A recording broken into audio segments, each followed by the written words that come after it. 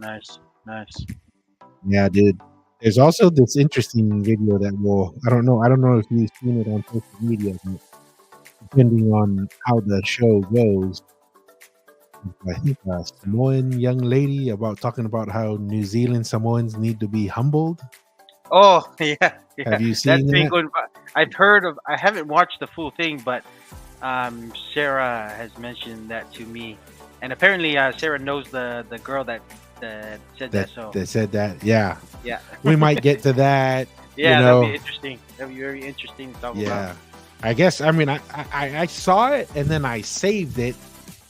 I saved it into, it's like, oh, this might be interesting to Mm, respond to or react to. mm. And then, dude, all of a sudden, like all the social medias, people like responding to her and everybody giving their 2 cents. And so it's That's definitely funny. got some. I think her podcast is called Breaking Waves or Making Breaking. Waves or something. Hey, she's definitely making waves. That's what I was gonna say. Mission accomplished. Mission uh, accomplished with that one. funny. So That's funny. is it halftime yet with BYU? No, it's about second quarter. Oh, Oklahoma State has taken the lead, so it's 21-14. Oh, geez, they just scored a touchdown. Yeah, Come on, defense. We need a couple defensive touchdowns or something. yeah. No, and the reason why BYU is actually losing it, they've already had 2 turnovers already. So in Oh, the geez. first So the half, offense is not helping, huh? no, no, Fumbles no. or interceptions? One, no, 2 interceptions. 2 interceptions. Yeah, one was by the running back. They tried to do a trick play, and the other one was quarterback Retzloff. Reslav, the Jewish quarterback. Mm. Hey, Kingpin, Malo, Yo, welcome. What's up? Another live digital conversation here on the Polynesian Eyes podcast. Welcome, Kingpin. T-style. Yes, Tongue early style, bird Malo. catches the worm. Very, very true. Malo kautama, kamata ke palo e kava, stretch a little bit, Mm. foul. Get ready to put your tees up and play against the Kiwis. Tough game against Hey, the Kangaroos. hey, out of the New Zealand and Australian teams, I want Tonga to at least beat the Kiwi team, man. Yeah. We already lost to Australia. Beat the Kiwi team, Hey. but it's okay. It's an exhibition match, so it's just practice for the big one. Ay, tauki kai po mon, eh? Can you remember, Masi, how many times as little kids growing up that was like the accusation to your friends? Eh? Yeah, yeah, Shit, that was the tuko, topic all the time. yeah, tuko mo kai po, Ay, yawe. Osh, kamata ti style ya inu. Mari, Mari. Yeah, so, yeah, I'm just looking here on the game cast. BYU's over here. Looks like they have this drive's pretty good. I'm just looking on ESPN on the game cast. Yeah, 6 seconds, 6 though. seconds. So see if we can get maybe a field goal.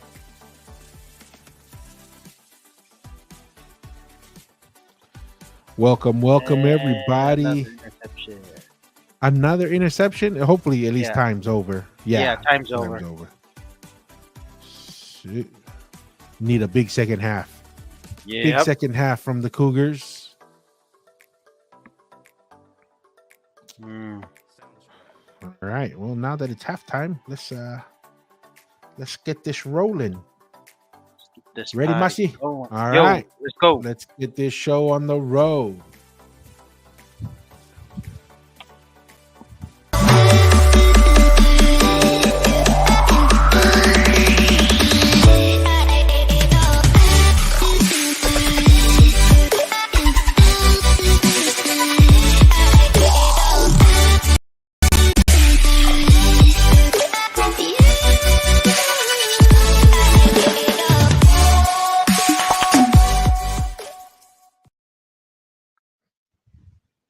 Malo, Lele, Talofa, Bula, and whatever else under the sun. Welcome to another live digital kava session here on the Polynesian Eyes podcast. You have Tua Fale from South Central Texas and Mr. Atearoa from Manurewa, New Zealand. What's up Sir. in the Southern Hemisphere, Masi? It's really nice weather today. It's starting to get nice and warm on our side of the world here in New Zealand. So it's nice. Looking forward for the warmer weather for the next 3 4 months. So it's nice here. But I was thinking too when you were saying all those Polynesian language greetings. The popular thing they do here in New Zealand is Pacific warm greetings to everyone. Oh You yeah, know. way. Nothing sounds more woke and more PC than what you just said right I'm just saying. I'm just saying when you were going, when you were saying the Maloiler Day, there. Talofa, Mula, right? And then they go think all these Namaste, and then they go Pacific warm greetings to everyone. That is so popular. That is so popular. Sometimes it like it's a little funny, but I just thought I'd say that. You know what But that sounds like to me is when they say birthing person instead yeah, of or childbearing mm, person. It's like, guys, just say woman. yeah, Just say woman. Like, why do we gotta like shit? Oh yeah. yeah. But I just thought I'll just share that. I just thought that was funny. I just thought that was funny. You know what? With that being said, I know what we're gonna open with. We put down some notes here. We're gonna Hmm. jump straight into New Zealand politics. Now that we Let's kind of go. started Let's off go. with some New Mm, Zealand PC, mm-hmm. we're gonna. I think Steven Setu may have been the one who's gonna respond to this. That's an interesting character. Mm. Um, I've heard of him. He's kind of like a Polynesian Trump kind of thing, right? yeah, kind of like yeah, he created a character that's kind of interesting. Mm. Actually, maybe before we go into the what's your guys prime minister right now, Luxon or something. What's his name? Luxon, Christopher Luxon. Yeah. So yeah, so there's a funny thing where he's trying to be all amongst the people, a common citizen. Mm. But before we go to that, I thought this was interesting. Um, because I'm pretty sure it's a Steven Setu reaction to that. But for those who aren't familiar, I don't know here in the US if a lot of people are familiar with him.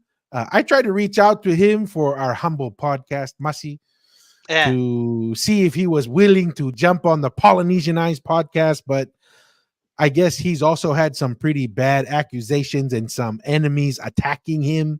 So I don't know if really. he's like, Okay. yeah, I guess he's been accused of, how it is when you kind of come out as, Yeah. kind of on the edge, Mm-hmm. kind of direct humor that some people are like, oh my gosh, he's not being friendly. You know what I mean? Mm. Then all of Yeah. a sudden he mentions that people like Increase Fleas who makes Mm. multiple accounts for us. He talks Correct. about Correct. like there were people doing that to him, trying to cancel him. And there were Mm. even people saying, hey, just stop making your content. It's too Correct. controversial, Yeah. blah, blah, blah. So I thought it was, hey, no, now that we're gonna watch that first video on him reacting to the prime minister's thing, let's just hear kind of his story and kind Mm. of what he shared on his background here. Okay. What's up, everybody? It's your boy Steven. Um, I'm gonna talk to you guys without the fallback accent, without the persona, without the character, without the theatrics. I'm gonna talk to you guys as Mm. the man behind the camera, Steven Setsu. And I just want to say, guys, I'm very grateful to have you guys see who I really am and really loving my content. Um, 4 years ago, guys, I was probably or the one of the most hated Polynesians ever to exist. For my content. A lot of people used to say, switch up your. Sully, that's pretty intense. If you're coming Yeah. out and I'm probably the most hated Polynesian. Steven, I don't know if you're being a little dramatic, but I can Yeah. see it, right? Because Yeah. I seen some of the accusations. I guess they try to label him as a pedophile. Like, I Hmm. mean, it's pretty low blow. So when he says he's like one of the most hated, it seems he's pretty legit. Oh yeah, way. Hi, welcome. Malo, malo, mauhaw, malo, laban. I was just Ma. thinking too. I think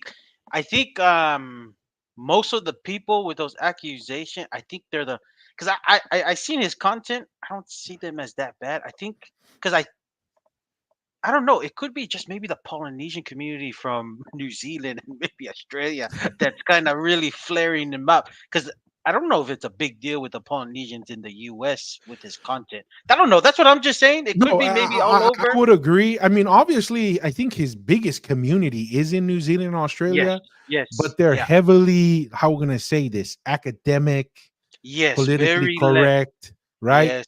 Yeah. Very like PC. And so when Yeah. he comes out with this persona that he's developed, it's Mm. like, if it's a little too close to reality and how normal people think, Mm-hmm. academia and stuff has allergic reaction. Correct. Yeah. you Yeah. know I think this is true. T Style, I think he was pretty critical of our cousin Em Tongi's voice. Mm. Mm-hmm. That was one. I think he may even mention it here. Um and it looks like T Style's a little familiar with him, that's when he started breaking ground with the US audience, right? Was his Okay. reaction to that. So but yeah, Okay. so far he says I was the most hated Polynesian. Yeah, no, that's Okay. that's Okay. that's pretty rough, eh? Really Shit, rough, eh? fuck off, Steven. Shit, to kataki, Steven. Your content, just switch it up. Stop doing this content. Stop doing this content. But for some strange reason, I knew in my heart that this is where I was supposed to be, that this is the content I'm supposed to do. And even with the countless of people dragging me online, the countless of accusations and allegations flying around, the countless fake profile pages trying to bring me down, people Increase fleas. That's for you. I'm pretty sure increase fleas was also on Steven Setu's Part of the content. mob. He was Yeah, part of the mob, eh? yeah, the one person mob. So increase fleas, Haktua, we have like Hamo, all this other stuff. That's all increase fleas. Yeah, Yeah. Claymore, all of those, all of Oh, those. eh. Oh yeah, Malo, Malo, Viennese in the house, Water Bears. Butterberries. Si, Malo. Malo, Oh. welcome. Jussie Smollett, Maria Juicy, You- Kataki, Kataki. Yeah, coming after me, all these things happening online. I kept a strong mindset and just kept doing my content, never switched, always calling people out, always speaking the truth. And it's only until like recently, about the last year or so, where people are jumping the ship now. They went from hating Stephen to now being a fan. One of the greatest compliments I ever receive is, Stephen, I used to hate you, but now I'm a big fan. Wee, that's actually Mm. that's a big deal, right? Yeah. When you Yeah. can take someone who really hates you and then turn them around, that's impressive, That is. you know. And here's well, before we get too far from the comments, hey, Clyde Moore, Hey, Malo, Clymore. welcome. Malo. Welcome, Malo Lere. Welcome to the Kava session tonight. And yeah, this is actually pretty funny, right? Same guy who showed the Samoan stealing alcohol from the Yeah. grocery store and reacted and said they were Tongans. I mean, see, that's the kind of humor that like we Yeah. think is hilarious, right? We all know more, but we'll just say, "Oh, Yes. and then it's Yeah. funny." Some It people is are like, funny. if we get some of our overly academic, politically correct Tongans, maybe they're a little offended by that. But that's just Polynesian humor, Yeah. man. That's Yeah. a little too common for the upper echelons of society, maybe. I don't know. All right. Any thoughts so far, Masio? You want to get back to Mr. Setu? Um.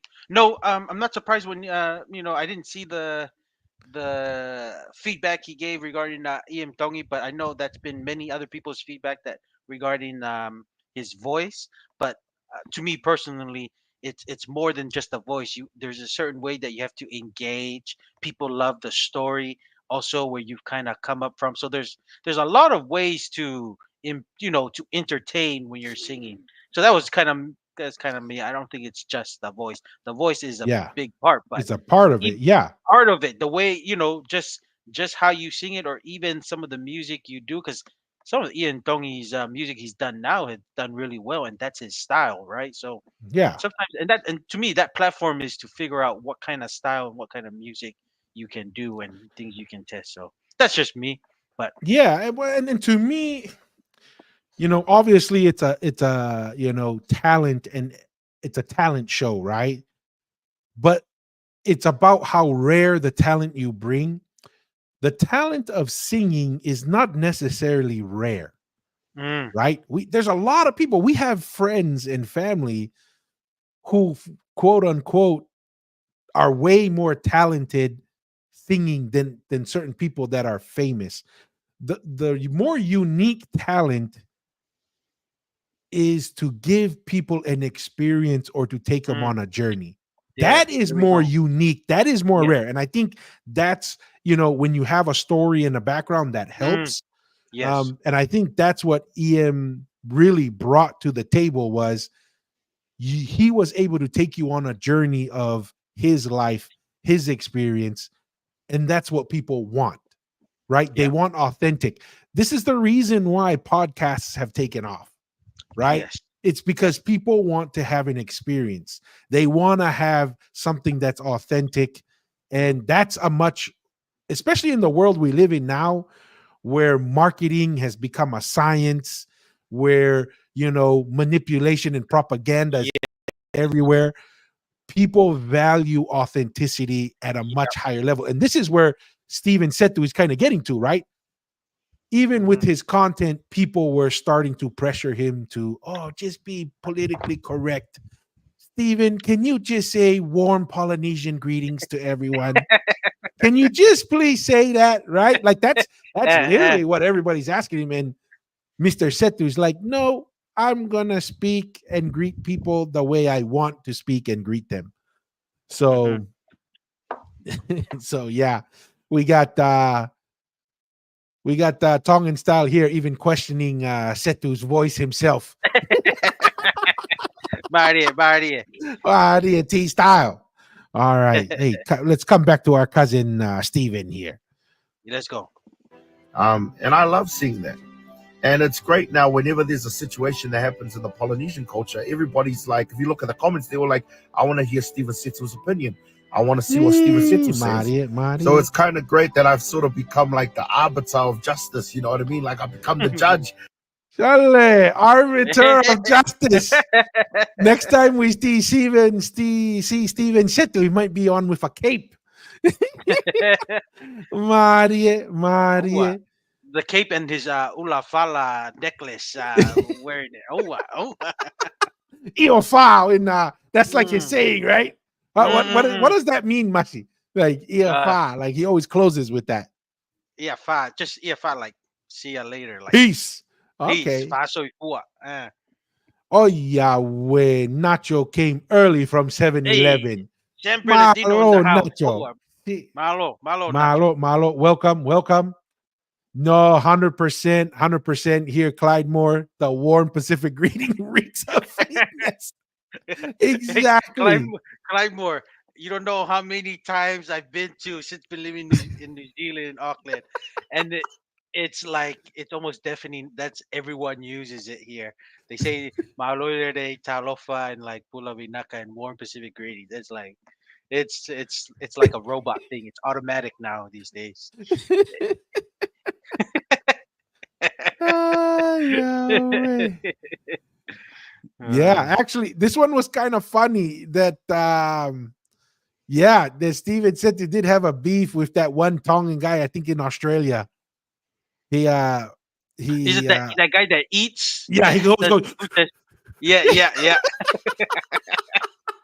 Hey, that's "Ma, good. That's good. That's yeah, good, yeah, man. that's That's his good. signature move. They need to make that Tongan guy a wrestler character in the WWE. We should talk to Toko and say, "Hey, does New Japan Wrestling need a new character?" Ah, Yahweh. But yeah, it didn't last too long and probably good. Steven Setu is now, arbiter Mm. of justice. He doesn't have time to worry about meals in Australia. So, and Steven, kau tama. I already asked Steven to join us, but I think Steven is already in, like, upper class influencer in New Zealand. He's Oh, probably too busy to join us on the humble Polynesianized kalapu over here, like Nacho said. Oh yeah. Well, anything to add, Masho? Or we want to go back to the arbiter of justice here. yeah. Let's give it to the arbiter of justice to continue. Other Polynesian people in the way. Um, but guys, I just want to say, man, this is probably just like motivation for anyone out there. Keep doing you, and don't change your the way you are. Like if you have a certain content that you want to produce all the time, just do it. If you love doing it, do it, because eventually you will find your tribe. Eventually you will find the people that will love you and agree with you. So it's just crazy. The same people that used to hate on me on the EM Dongi videos and all the other videos that I used to make back in the day are now loving me and constantly wanting to watch my lives and constantly to We love support you. my We love content, you, and that's Steven. great, man. That's why I said, guys, just keep going, because eventually you're gonna find your tribe. You know, I see people jumping the hate ship now and jumping onto the fan ship, which is cool. I see. Yeah, Sekai Ifa. What's up, Hey. everybody? It's your boy Oh Steven. yeah, we're Maria, Um, Maria. Any Hello, any Steven. initial thoughts? Any initial thoughts, Mas? Nah, I mean I don't have any problems with Steven so far. He's just his content is to give his opinion and analysis. Like it, maybe most of the time people don't like it, but that's like a lot of people's opinions. You like most of it, not probably all of it, and that's what my man is doing. So hey, good on him. Good on him. Yeah, Keep chugging along. That's kind of yeah. my Stuck to his guns, eh? yes feedback Yeah. on that. How Except, about you, Dor? no, good. Real quick before I go into mine, Water Bears has a serious concern. He What's up? What's says up? his plucked eyebrows tell me everything I need to know about him. Or her or them? Or them. Hey, Water Bears, you need to give warm Polynesian greetings. Don't go there. Remember, Waterbirds, he's here in New Zealand. That could have been the style here. He could have been the style here. I think he's from West Auckland. That's even a funnier place. Yeah. Looks like some of the comments here, Clydemore is saying, I guess there's been some pretty invasive videos on Twitter on him and bringing some receipts. Yeah, Okay, nah. Oh, yeah. Looks like Clydemore is backing Water Bear's claim there. I okay. wasn't aware of such behavior. Are you guys saying he was at the P. Diddy party, guys? I mean, what kind of receipts are we talking about here? Mm. Um, hmm. Yeah, I've only seen like one video of an interview. I don't follow him much or anything, so I've only seen an interview he's done, and that's about it. And this is kind of my second time watching his Okay. channel. So yeah, I don't know the guy too well. So I didn't know that he's bringing in the relations into this, his partner. That's the other thing I noticed in New Zealand, Masi, is like even when they're married, it's Eh, not like my husband, my wife, or yo, my spouse. It's my partner. It's like a my partner. business. It's a business partner. We're doing a joint venture. And so my business and my partner's business, joint Yeah. ventures, and I guess they shouldn't call it a family. They should just call it a merger. I don't Yeah. know. Yeah, and that's like what the Tongans would always say is like lahipen no fokovi. That's what happens with lahipen no fokovi. You start saying partner, and then it's like, oh, I don't know if this Okay. is my wife or whatever. Maria New Sheila. Maria. Mari. All right. So now that we've introduced Steven Setu, we're going to see. I'm pretty sure this is a reaction video that he has to New Zealand politics. So we'll pull this Okay. up, I'm Masi. sick and tired of the criminal lowlights and the repeat violent offenders who put public safety at risk. And that's why we're going after them, and in particular gangs. If you are in a gang, be prepared to be harassed by the police. Way! So I guess is there like a gang problem in New Zealand, Masi? What Yeah, is they this? I tend. mean, it's not like you guys have a southern border where we have like millions of people just sliding into New Zealand. Like, what's the deal here? Any Well, background before we go to yeah. Mr. Seto? they have like these I think some of these gangs that they're called like the Cobra, the Cobra Headhunters. Kai. Cobra Kai, Hey, that's Karate Kid. That's the hey, I'm Mister trying to think. Lux. I'm just trying to think. I know they have the mongrel mob here, but the thing Yeah. is, apparently these gangs apparently when they have like their get-togethers, they like take up the whole street and the freeway when they do stuff, and apparently it's been a common practice. And then now finally, I guess New Zealand is starting to have the guts to at least kind of not let them when they have their like somebody passes away or with their events not to be so controlling of the streets and stuff. So I think that's part of the crackdown. And plus, New Zealand is relatively, if you're a criminal and do a crime here, it's very lenient on some of their sentences. So they've done some changes to the judicial system to try to give more mandatory sentence for doing crimes. So I think that's kind of where it's coming from that Christopher Mm. Luxon is trying to change. So Yeah, I yeah. mean, just kind of talking about it. You see, when I hear him talk, I can tell he's a beta,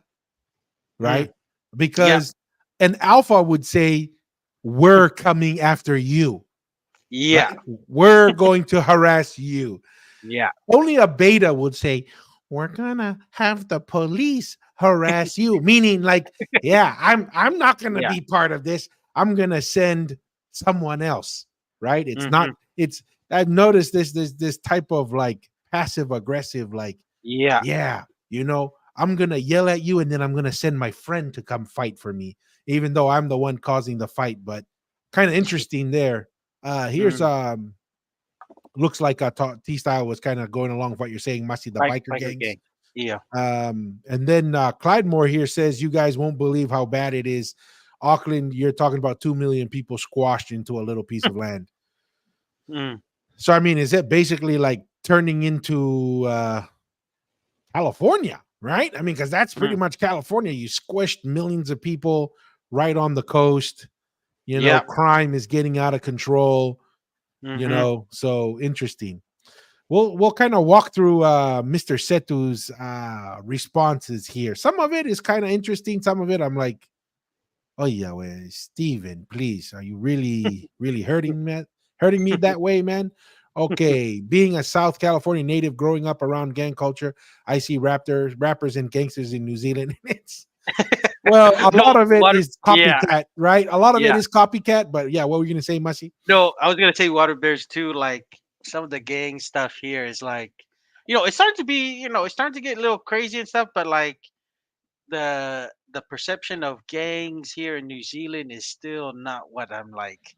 It's not like they're gang leaders. If you have like gang leaders up to like 60, 50 years old and they're still out of prison, still having a good life, it's like that's not a I wouldn't say you're a real gang and because a lot of the gangs I know, especially in the US, when you don't if you get older, you're most likely behind bars or you end up dead. You don't live up to 60 to 70 years old. So it's kind of like it's not a it's they say it's a gang to Zealand standards, but yeah, it's not that crazy. But for New Zealand and stuff, it's crazy for them. And plus, things can unravel pretty quickly if let's just say if you allow them take over all the lanes in the freeway when they're whatever they're doing, and they Yeah. do feel like they run everything. So yeah. Yeah, and that I've seen that happen sometimes here in the US,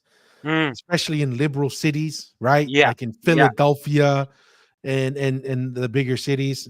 So a couple more comments here. Looks like Clyde Moore says he's in the Bay Area, but he thinks it's like even worse in New Zealand, just the cramming of the population and the Mm, people. Sounds like it is. Auckland is pretty Yeah. just Yeah. overpopulated. So let's see here. They don't have guns in the gangs in New Zealand. That's a fair point. And actually, I'm going to pull up this video right here. So this video is in Texas, and we just had some cousins visiting over here in Texas, right? And one of our cousins like, "You're just gonna leave there?" It was a truck had its window Hmm. rolled down, right?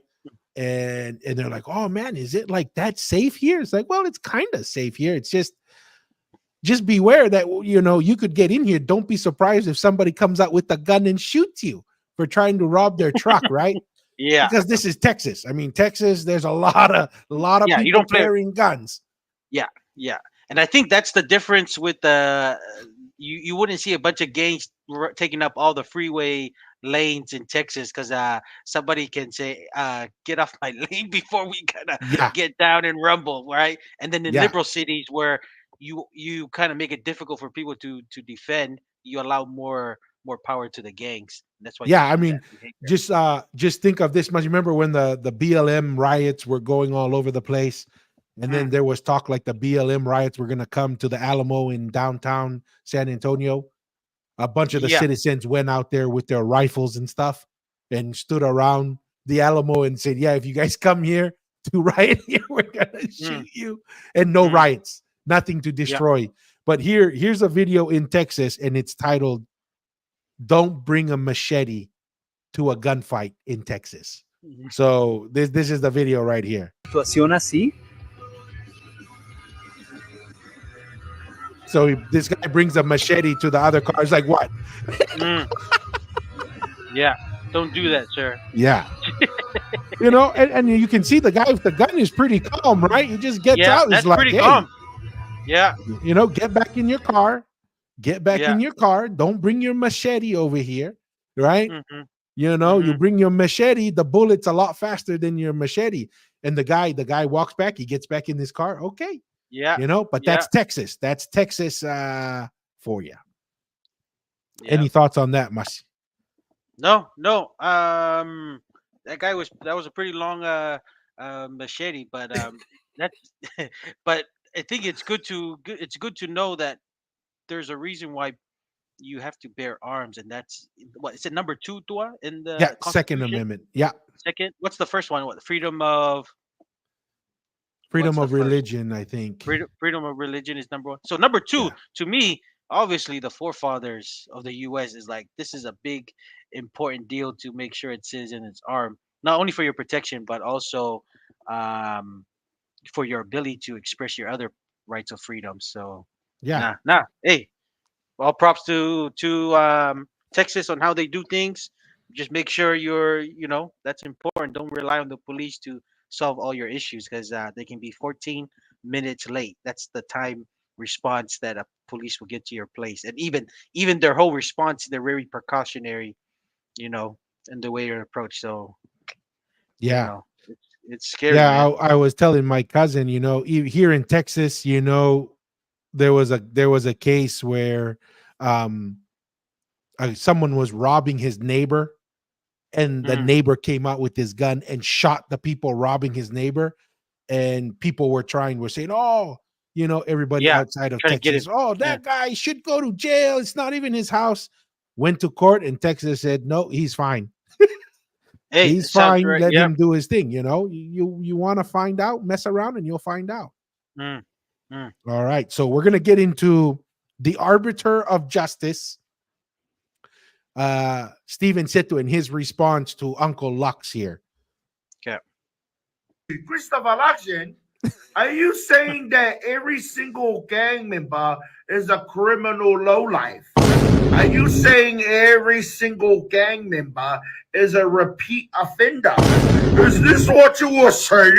You then go on to say that if you're in a gang, be prepared to be harassed by the police. It's giving Moicolo. It's giving.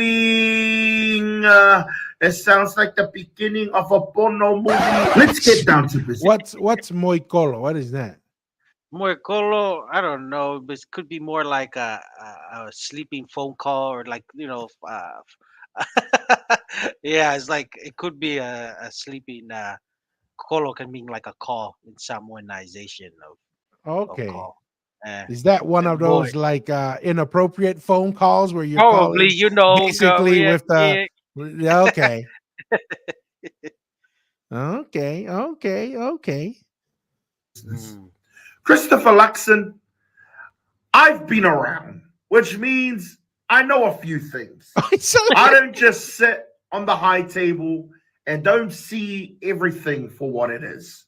So let me bring you from here to down here. humble Because him. respectfully, Prime Minister, sometimes I think you're not ordained to pray. You're not ordained the mentality. I know you're a very rich man, Christopher Luxon, and I know you're living in your mansion and you're getting $500,000 a year. So I understand you probably don't understand what it's like to be, an average Kiwi.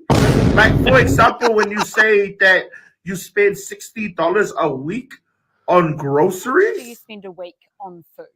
I'm personally shopping every Sunday down in Wellington, probably about $60. What about you, Chris Lippman? Well, I live by myself. A lot more than $60. I live by myself. I'm just swiping. Sounds like see, this is one of those things we were talking about, Masi. Mm, You could tell he was lying, right? mm. Like, when how much do you spend? He's like, when I go shopping and blah, blah, Yeah. blah. It's like, that's him buying time to come up with, man, Mash, what would a normal, like Steven said, I Yeah. agree here. How can I appear to be normal? Because I have Yeah. no idea, right? I have no idea what I'm shopping for, right? Because he's probably just like, oh, it's $60. That sounds fair. I don't know. But $60, it sounds like, dude, That's tiny. what for can New you get Zealand. with that? Yeah, that's tiny for like New Zealand, $60 because we all know how expensive food prices is. There's already videos going viral on like $15 cheese and That's what I was gonna say. Like, I saw a block of cheese, right? Looks like 24. like a maybe a 4-pound yeah, that's a block of kilo cheese. or like Yeah. a kilo.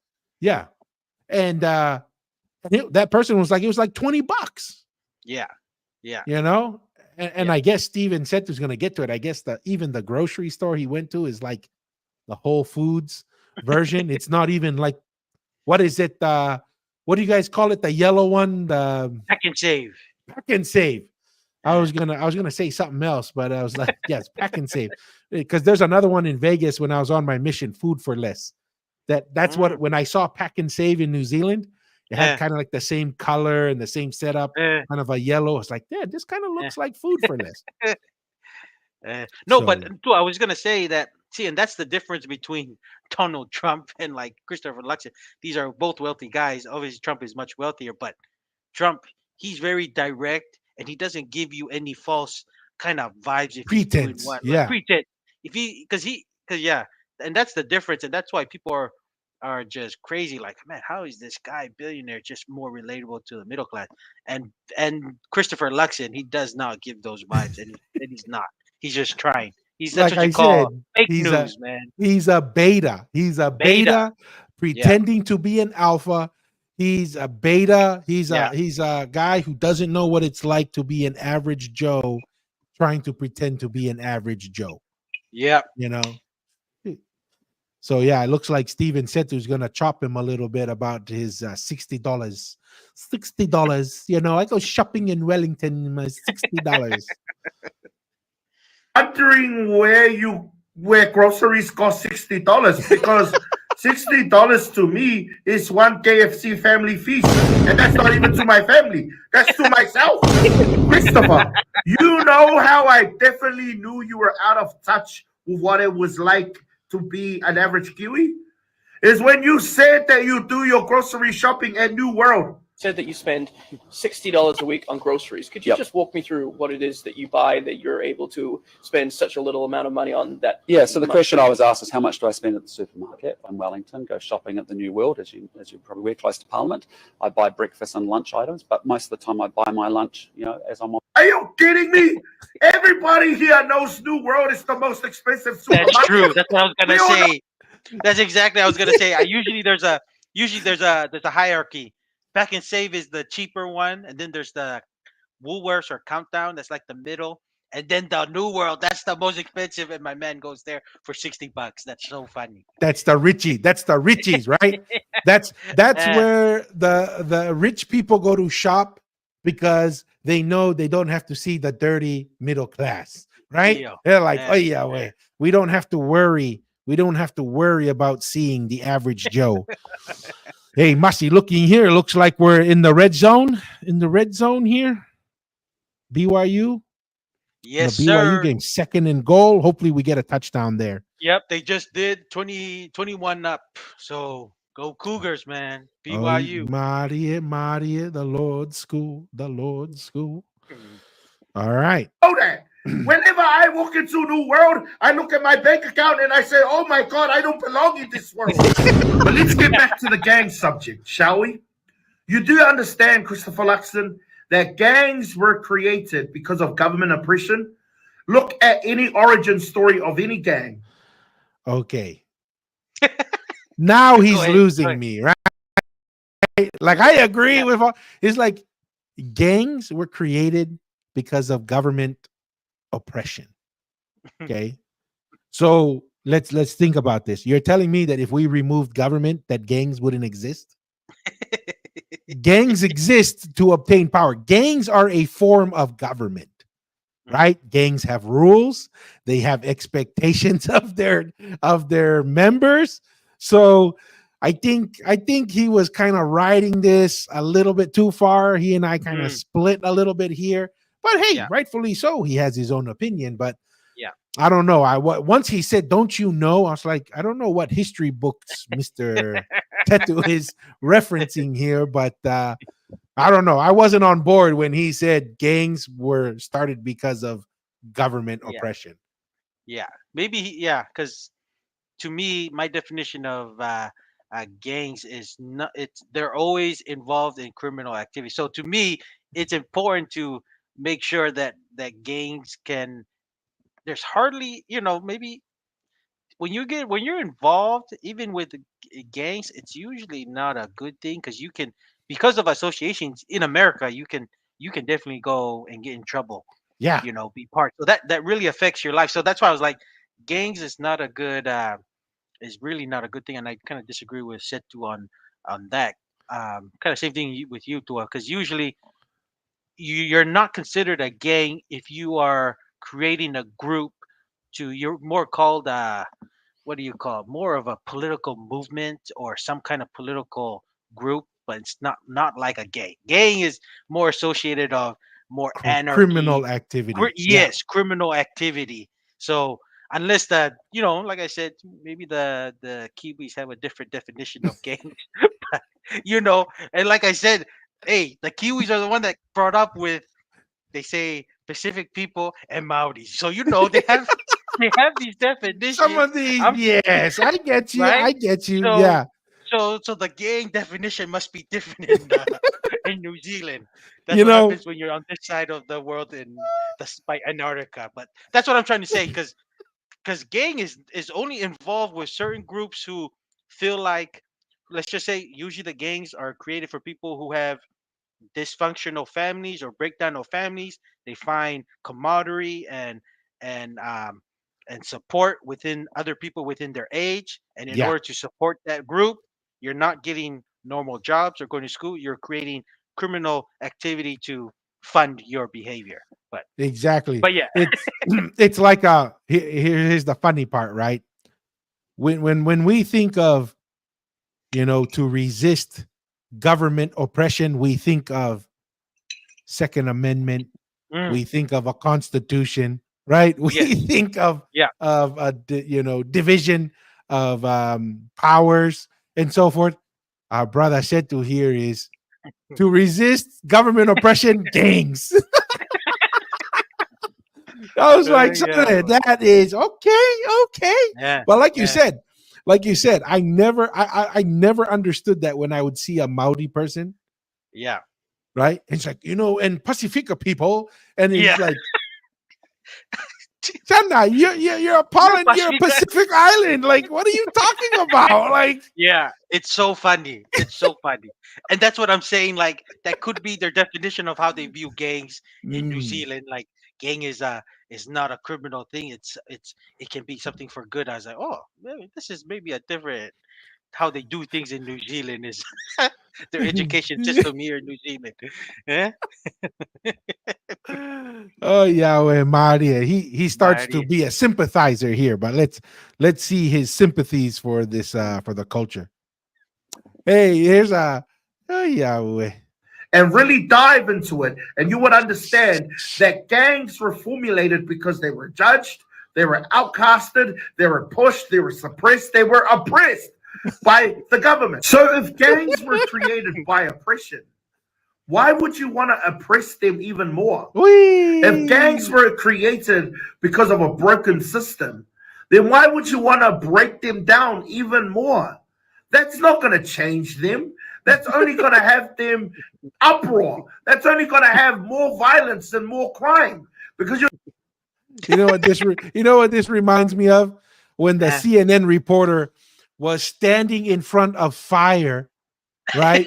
And this is during everything goes, yeah, the Black Black Lives Lives Matter. Matter This is burning the a building. mostly peaceful demonstration here. That's like Steven said to here is like, hey, there's gangs. It started because of oppression, and if you impose the law, you're just gonna create more gangs, right? Because this is oppression. I don't know. Uh, Sounds to me like he that's may so be funny. promoting anarchy, right? Or maybe he's like, maybe he wants the Mad Max from Australia to be Yeah. applied in New Zealand. You know, maybe he needs a. I don't know.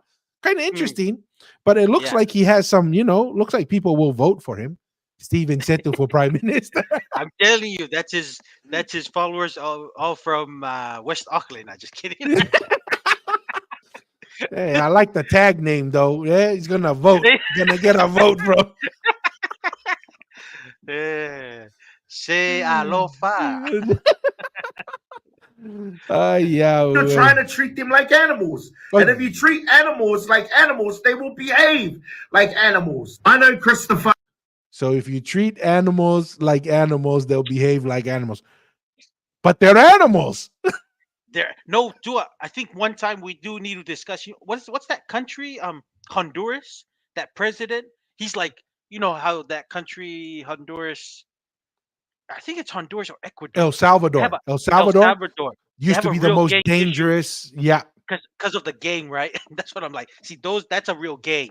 When you have people who can't sell their products because the gang's gonna come and take their stuff and tell them to pay, and they lose their livelihood. But this new president came in, he treats these are gangs like treated like animals, put in, and then now that America is opening their borders to anybody, looks like Trump is saying he's actually releasing some of those guys who are done with their sentence and they're going across the borders and committing criminal activities in the U.S. But that's see, and that's a real gang that I think Setu's not familiar with. That's the gangs are they're animals. Like Yeah. you know, I can maybe and maybe he can. They need to differentiate that some people who are just part of the gang because they want to go with it. That's the people that they're not really gang members. They're just doing it because they're friends in it, but they're just Yes. experiencing or This whatever. what he's thinking of, in my opinion, Masi, is he thinking about just boys hanging out in the neighborhood. Eo, Eh? that's a They're eo, just hanging out, Sio Kakai, eo. watching people hang out.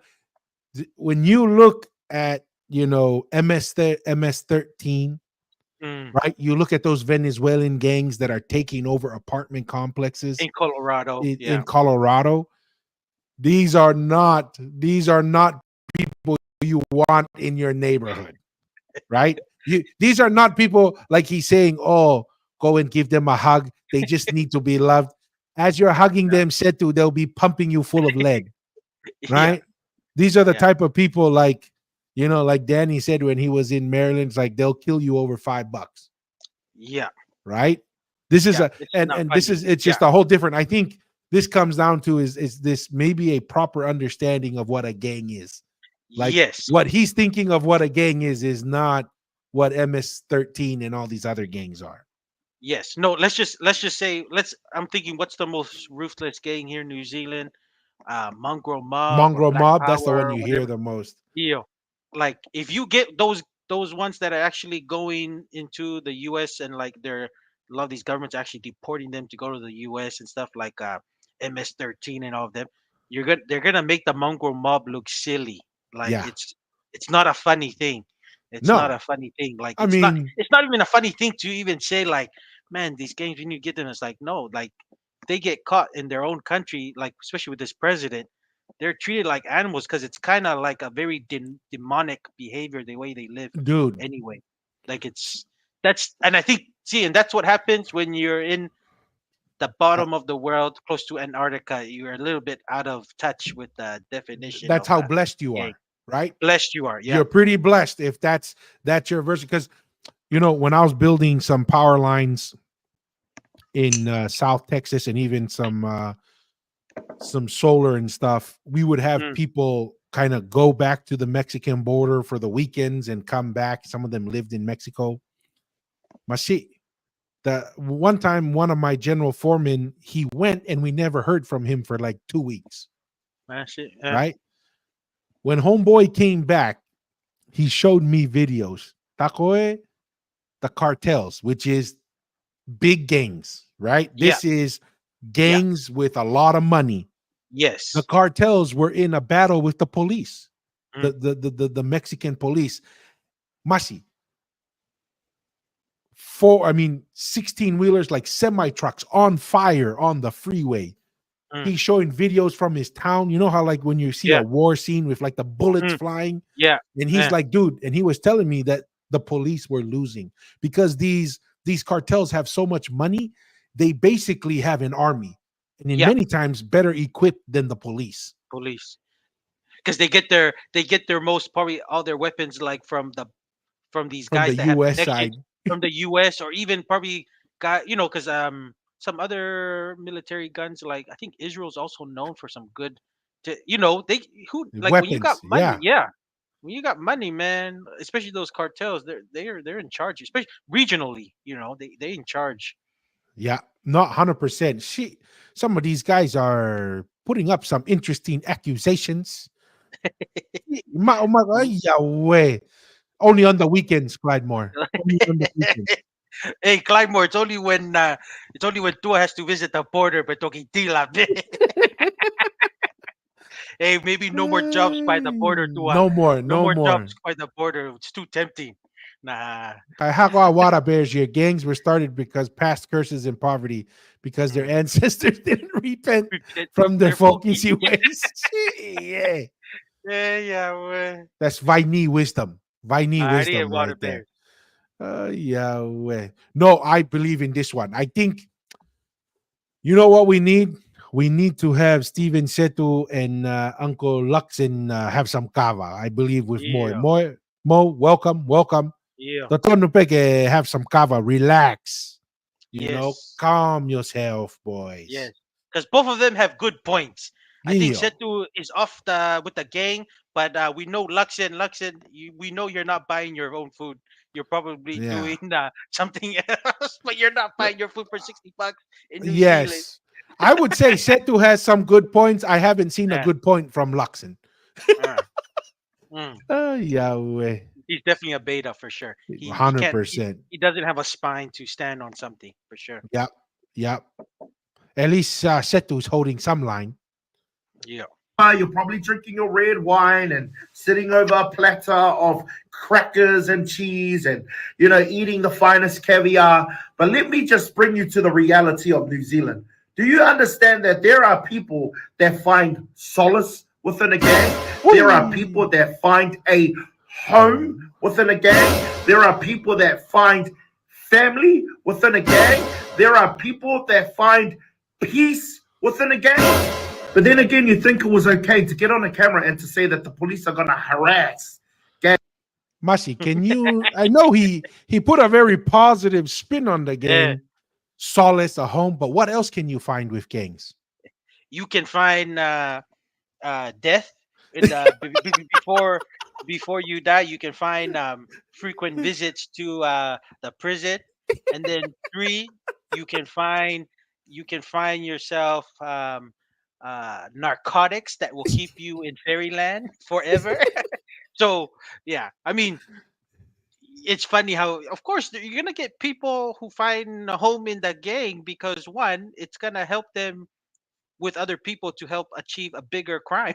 Usually Yes. you're in a gang to achieve bigger crime. It's hard to do a crime if you're the lone ranger or something. And people, and if you Yeah. come from an unstable home, instability, no one's at home, and let's just say you find home with somebody else that you can, you want money, you can, instead of stealing $100 from by yourself, maybe you can steal a 5,000 uh uh material from something else with a group of guys. So yeah, Yeah. my man, yeah, Well, that's my thing with the gangs. I mean, I'm starting to think that maybe Setu is part of a real gang because everything he mentioned is what a gang lures in youth that are at mm, risk, right? Oh, I'm gonna be your friend.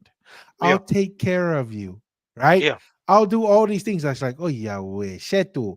Sounds like you're a recruiter. You seem to know all the things that one would bring in. And I'm not picking on him. We're just having fun. I know yeah, Setu would understand what we're just joking around, but at the same time, like, yeah, I wouldn't necessarily be promoting gangs, is what yeah. I'm getting to. So Well, Dua, the one thing I did see was an interview with another Samoan lady, that Breaking Wave we kind of talked about earlier. He did an interview with them. He yeah. did mention his background. He is, he is grown up. I'm not surprised if he affiliated maybe with some gangs. He grew up with a single mom. Dad was never in his life, kind of thing. So that's why I think he understands why the gang, maybe it's a little emotional attachment with him, because he the gangs love people with broken families, or families who Hmm. don't, are not on solid foundation, because that's what you attract somebody to find a Yes, home. take You advantage find of them. you find other male figures who probably you look up to. So a lot of young boys like to join gangs because they have other males that they never had present in their home. So that's, I just thought I would just share that because I heard that interview, and that's why I'm not surprised that That's he why kind he's of kind of taking that defensive position yes, on yes. the gangs. Okay, okay. That kind of explains it a little bit more. Mm. Okay. Gang members. Even saying the word harass, that's a fighting word. That is a Oui. disgusting word. To be harassed by anyone is disgusting. And the fact that you are up here as the world leader of New Zealand, the Prime Minister of New Zealand, The world leader of New Zealand. I'm trying to understand that one. Well, New Zealand has the best milk and butter and stuff. I think that's what he's trying to Okay, feel. okay.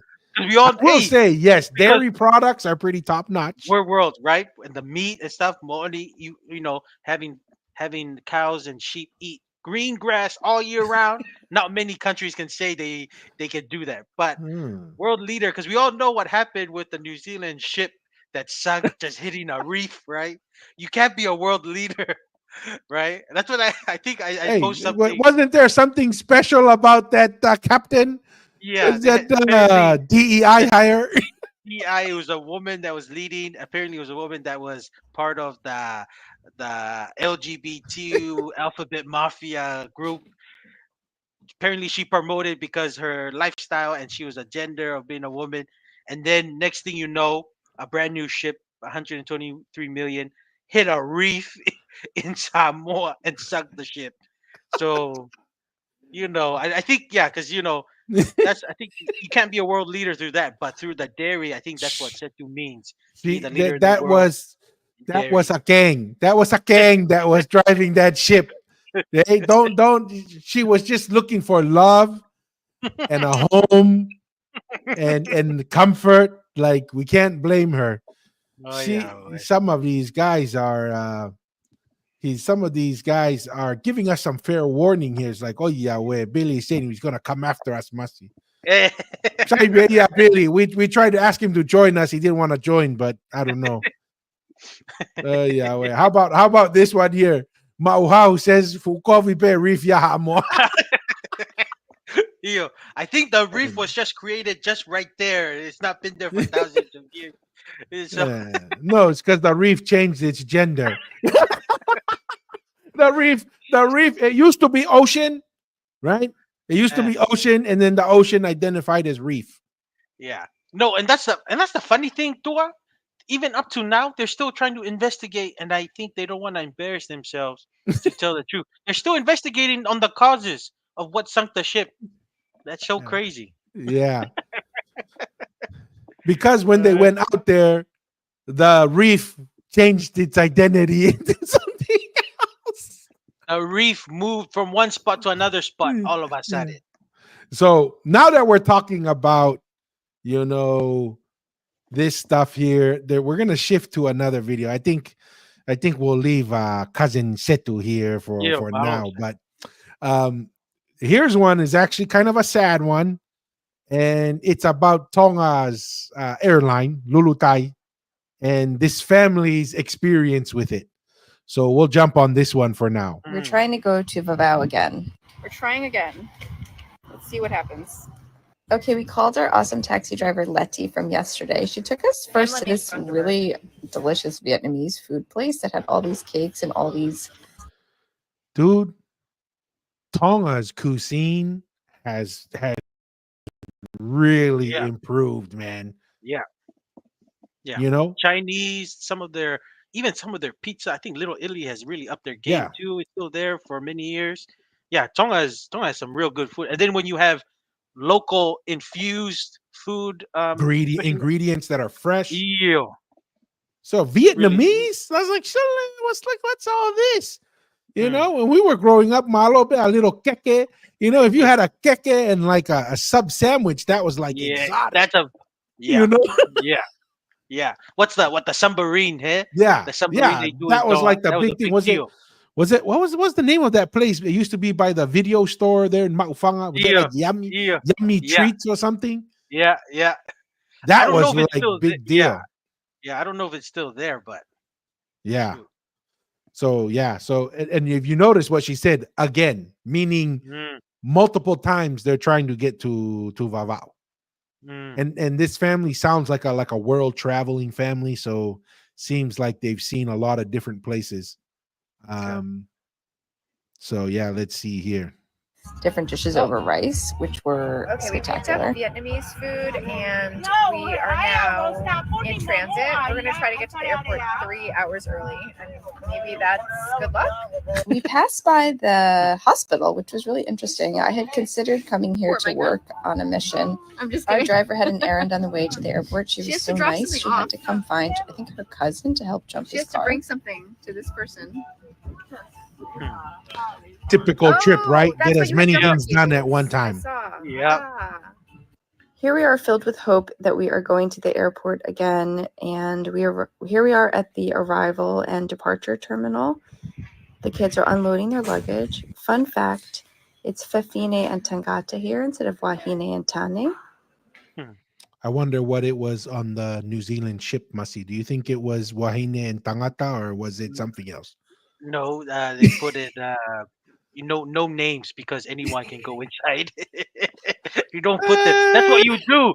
That's what you do. You don't put a name or a category because that's even offensive too, right? Oh jeez. Categorize. Oh jeez. Oh Yahweh. What is going to happen? We don't know. Here's my husband going into the little Lulutai office. Every Lulutai. time we get here, they ask Ben to go into the office. They don't tell anyone else to go in the Dun, office. dun, dun. We don't know. We think that's bad. We think it might be. No, they bring him in so that the prime minister can interview him and do his DNA test. You know, make sure just your normal standard security checks. You know, Uh, like they're saying, like every time they go there, they only invite the husband. Like, what are they doing over there? Like, what does that have to do incompetency, with man. anything? That's incompetency, man. I'm telling you. Maybe didn't they one of our Fijian bossos was commenting on some of our social media, saying how could the Tuitonga be an empire when they couldn't find bullets at the Fuamotu airport, but they found bullets in Fiji. I don't know how that equates to a Tuipulotu empire and a Tuitonga empire, but maybe that's what the Lulutai people is like. Oh yeah, well, we gotta double check this foreigner, make sure he's not trafficking, weapons of mass destruction. I don't know. A lot of this stuff would just seem bizarre, right? Like, Mm, what is mm. going on there? I have no idea. But let's see here. We might be going back to the hotel again. We don't know. We'll see. Okay, here's the Vietnamese food we got. We got this curry over rice. It was so good. And this pasty, it was like pork and boiled egg. I highly recommend this place. Here is the plane arriving. We think this is good news. They are loading our luggage. So we have hope here. You also have to be weighed on this scale before you get on the flight. And spoiler alert, things did not go well. Okay. So the plane lands. They pack all the luggage. They got sidestepped. That's what happened. They got sidestepped for other people to go on the plane, Hmm. and that's what happens when they. What I think this is during the time they only had one plane that was in operation for flying to Lavao and flying to Ha'apai and probably all these other other places because yeah, Oh, because of the issues jeez. they were going. But that's Fagaofa, man. That's Yeah. Fagaofa. Well, and this is the kind of thing like that's interesting. Is like how in the world it's like maybe this is the reason why the king is telling the government to get out of the private sector, right? Like we have these quote unquote educated leaders, if you want to call that, right? Yeah. Educated at the top universities, and yet they don't understand that governments never run efficient services, Mm. right? It just doesn't make sense. Oh yeah, we're end of the third. BYU's up by 7. Yes, sir. Yes, sir. Well, and Tua, I was just gonna say that the guy that's running the business of Lulutai, he's probably incompetent because obviously he's made the situation even worse. Usually, when you run a business, you have plan B, plan C in place just in case. But obviously, he's been running on plan A. Then issues happen, and then like you just make do with what you got. That's so maulalo or such a low thinking to go about business. But you go about that because one, you're the government. And how does government run? They don't foresee and are proactive in what to predict in the future because that's how government usually works. And Yeah, the guy who is the CEO of Lulutai is a guy was the deputy prime minister, so a close friend of the prime minister. So probably that's how he kind of that got sounds the like the job. most competent person. Like if you know the PM, obviously you're the most competent person. Yeah, I he don't he know. I probably don't know what world you're in, Mushy, but that's yeah, that's a no-brainer. it's a no brainer. He went to school and maybe got his master's, but his working experience has only been in Nuku'alofa and Suva. Eh? or What or according to our brother Steven Setu, maybe he was just oppressed. oppressed He was just maybe? oppressed, and Oh, maybe the customers that fly on the plane are harassing him. And he's like, I can't take harassment from these foreigners who need to fly to Vava. Why are they? Maybe that's the reason why they weren't able to make the flight. They're like, why are you harassing me? mm, Why are mm, you showing up to the airport and mm, saying I need to fly somewhere? I don't know. mm. That's maybe that's it. I don't know. Right, but that's sad, man. That's sad that Well, paying customers come and experience that. and this is exactly where this story's going to go, right? Look Hmm. at what they say now that they've had this experience. Listen to what they say. Coming to you from Yeah, I feel that What? Tongans in New Zealand. Look at that. The Tongan video wants we're to. trying to go to Vavau again. It just automatically switch. There we go. We have traveled all over the world and they canceled our has been so spectacular to us. Let me try and Things did find. not go well. Okay. Okay. Coming to you from the Little Italy Hotel, which has been so spectacular to us. They have kept our room for us. Little Italy, private owned Yep. business. Yep. Vietnamese restaurant, private Private owned. held business. And what marks does she give them? And she's a world traveler? Very good. Flying colors, Yep. right? Yeah. So let's keep track of that. despite what we thought, we were on the tarmac about to board yesterday, and they canceled our flight again and didn't really explain why. They said it was an operations issue, but we have given up.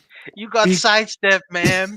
Ma'am, you got sidestepped for somebody to go into an audit for somewhere in Babao or Hapay or who knows, but you got sidestepped. yeah. Because that doesn't make sense when a plane literally just flies in perfectly, unloads, and then you say you can't fly. It's up for somebody else, but so sad. Ma'am, do you not know that the CEO of Lulutai knows the prime minister and that he cannot be harassed? If you show up with your money to pay to get on a plane, don't you know that that's harassment?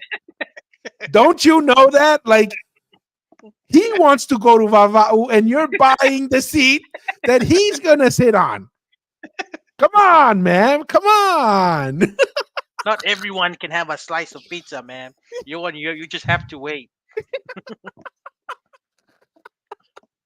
Mariela. We have traveled all over the world to India, Italy, Thailand, Singapore, the Middle East. We have never had a travel experience like this. People of Tonga are beautiful. The country is That's pretty bad. That is They've pretty gone bad. all over the world, and this is the worst experience they've ever had. No, and that's the funny thing, right? And she has enjoyed her time because the people are enjoying Yeah. it. But there's always a few apples that when you just know, just get to certain positions, and for some reason, because they went to school and sit in the AC class and and pass some exams and then come back, get a few jobs here and there in Tonga or somewhere in the Pacific, and then they get to head some businesses, man. And this is the outcome. They should be fired. Like that's just crazy. That's just crazy. Like, but hey, apparently he's still no one. To my understanding, up to now, no one's been fired. It's been running as normal. Yeah. It's sad. No Yeah. accountability, and that happens to any part of the world or in business, any country. Like, there's no accountability. No one. It's just you just do whatever you want. Yeah. I'm sure that the internal ratings from the government says Lulutai is doing a great job. Right? I'm Ew. pretty sure. I could be wrong, but I'm pretty sure if you do an internal poll, every employee at Lulutai is like, "Yeah, we're great. We're top notch, man." Hey, It's like we're number one. Air New Zealand better watch out. We're number one because we're the only one. Yeah, yeah. Like someone I once knew who said, "You know, we are the price setter. Yeah. There's no competition. We're the price setter, and this is the kind of service that you get." No, that was a good Hey. advice gorgeous. this Pua Tonga gave to because see, and this is another thing. As long as Tonga tries to improve its services, that we have more competition, so that when Lulutai doesn't do well, hopefully maybe There's Fiji another Airways. option. Yeah, Yeah, Fiji Airways is already flying to Vava'u from Fiji, so hopefully next time she can hopefully get to Vava'u.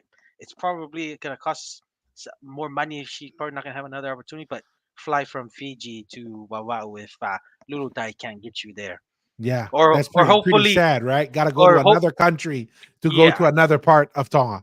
yeah well hopefully elections next year in Tonga will correct it. If not, then there's gonna be no improvement, ma'am. So hopefully next year with the new elections can we can get some more competent people. But man, sorry for the moment.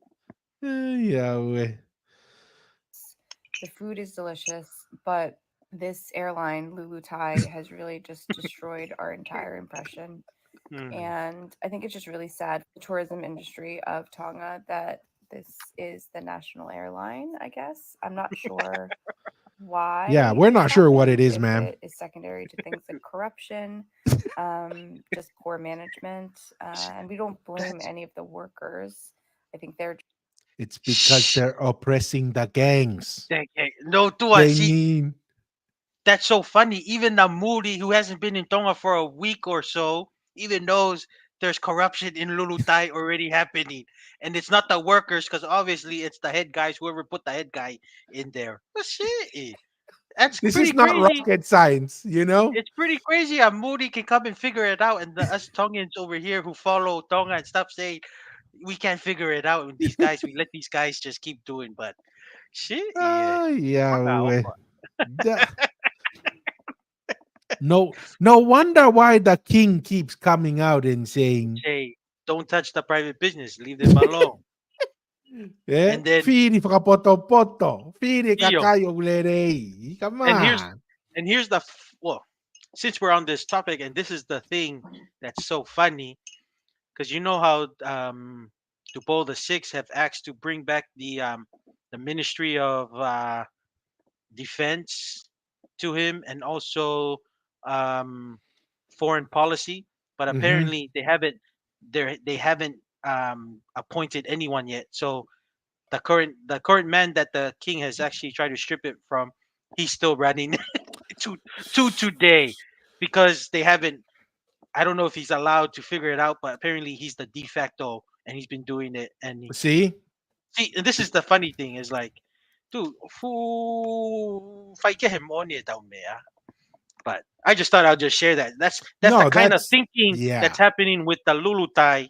You put somebody there, you're supposed to make, because it gives an impression of foreigners who want to come back and tell other people to come invest in Tonga. Then you get somebody who's incompetent that can't run the operation properly of just bringing planes and taking people, and you hurt the country's credibility. So for Alpha, Yeah. it's the same kind of mentality, and Yeah. this is what I just read an article just about that he's actually the de facto, because they haven't got somebody, because he still wants to run all of that. My man has 8 portfolios, and my man is running them efficiently. Maria, So my man Oxford University my master. man is Jerry Jones. My man is Jerry Own- Jones of the Owner, Cowboys. vice president, and operation manager, team Yeah. manager. Oh wow. We're gonna see next year. My man is the quarterback. He's gonna replace Dak. Yeah. But you know what the difference is? You know the difference? Siya pa Jerry Jones, because going to paanga pa iya, ana. Yeah, But that's true. That's fair. That's fair. Eh? but Koy paanga he, ba yan, Jerry. Jerry, Eh? when you playing around other people and foreign aids money, oh, you fight any happy ko eh. Fight any happy ko. Mari eh. Ngere Ay, iya. yaw. Mari eh, kaunok po ngere iya. You know, when we were in Tonga, the nickname for Ngereia was Nigeria, and with the corruption, Mauton Nube. Tonube. Mari eh. Anyways, all right. You can't make this stuff up, man. Oh Yahweh. Let's get into some boxing. Let's see here. I don't know that Opetaya. That Oh, he's Opetaya still. I guy. saw something that he won again. I think Yes. he's still undefeated, huh? Yep. Undefeated, and he looked pretty sharp too. So let's pull this Jack, up. congratulations. 2 great performances against Maurice Breedis, but this looked like a near flawless one tonight against Jack Massey. How did you feel about the way you fought? I felt good. You know, I knew Jack was going to come to fight. Nothing but respect to him and his family. Safe travels home. I just want to say a massive thank you to my whole team. Man, we've had to jump through some hurdles to get to this ring, you know. Mark, Tup, Kaz, Nick, Fran, so many ups and downs, you know, but we stayed staunch, we stayed together, and we got the win. So this victory is for all of us. Sounds like it was a tough training camp. What were some of the hurdles you had to deal with? Oh, man, you know, just the ins and outs of boxing, you know, just pushing ourselves to the trenches mentally and physically. You know, I'm away from my daughter for the first time, so I miss her. Thank you. Appreciate it. You know, at about a month's time, right here in Riyadh, 2 of those cruiserweights belts are going to be on the right line. Gilberto Ramirez against Chris Dillon-Smith. Is that the fight, the winner of that fight, the guy that you want next? I'm hoping that comes, man. Benny Boy just whispered in my ear, you know, I was going to get the winner, so we'll see what happens. But Turkey Al Sheikh, thank you so much, Your Excellency, for putting these events on. Thank you for making me a part of him. And whoever he tells me to beat, that's who I got to beat. Maria. Thank you very much. Definitely a fighter's mentality, man. Dude, He and I really loved an interview where, someone was kind of telling him like, "Oh, now you've made it. Like, are you gonna go and buy something?" And he's like, "Dude, I got a family to feed, right? mm, When I gotta go, I gotta work, I'm not just doing this for me.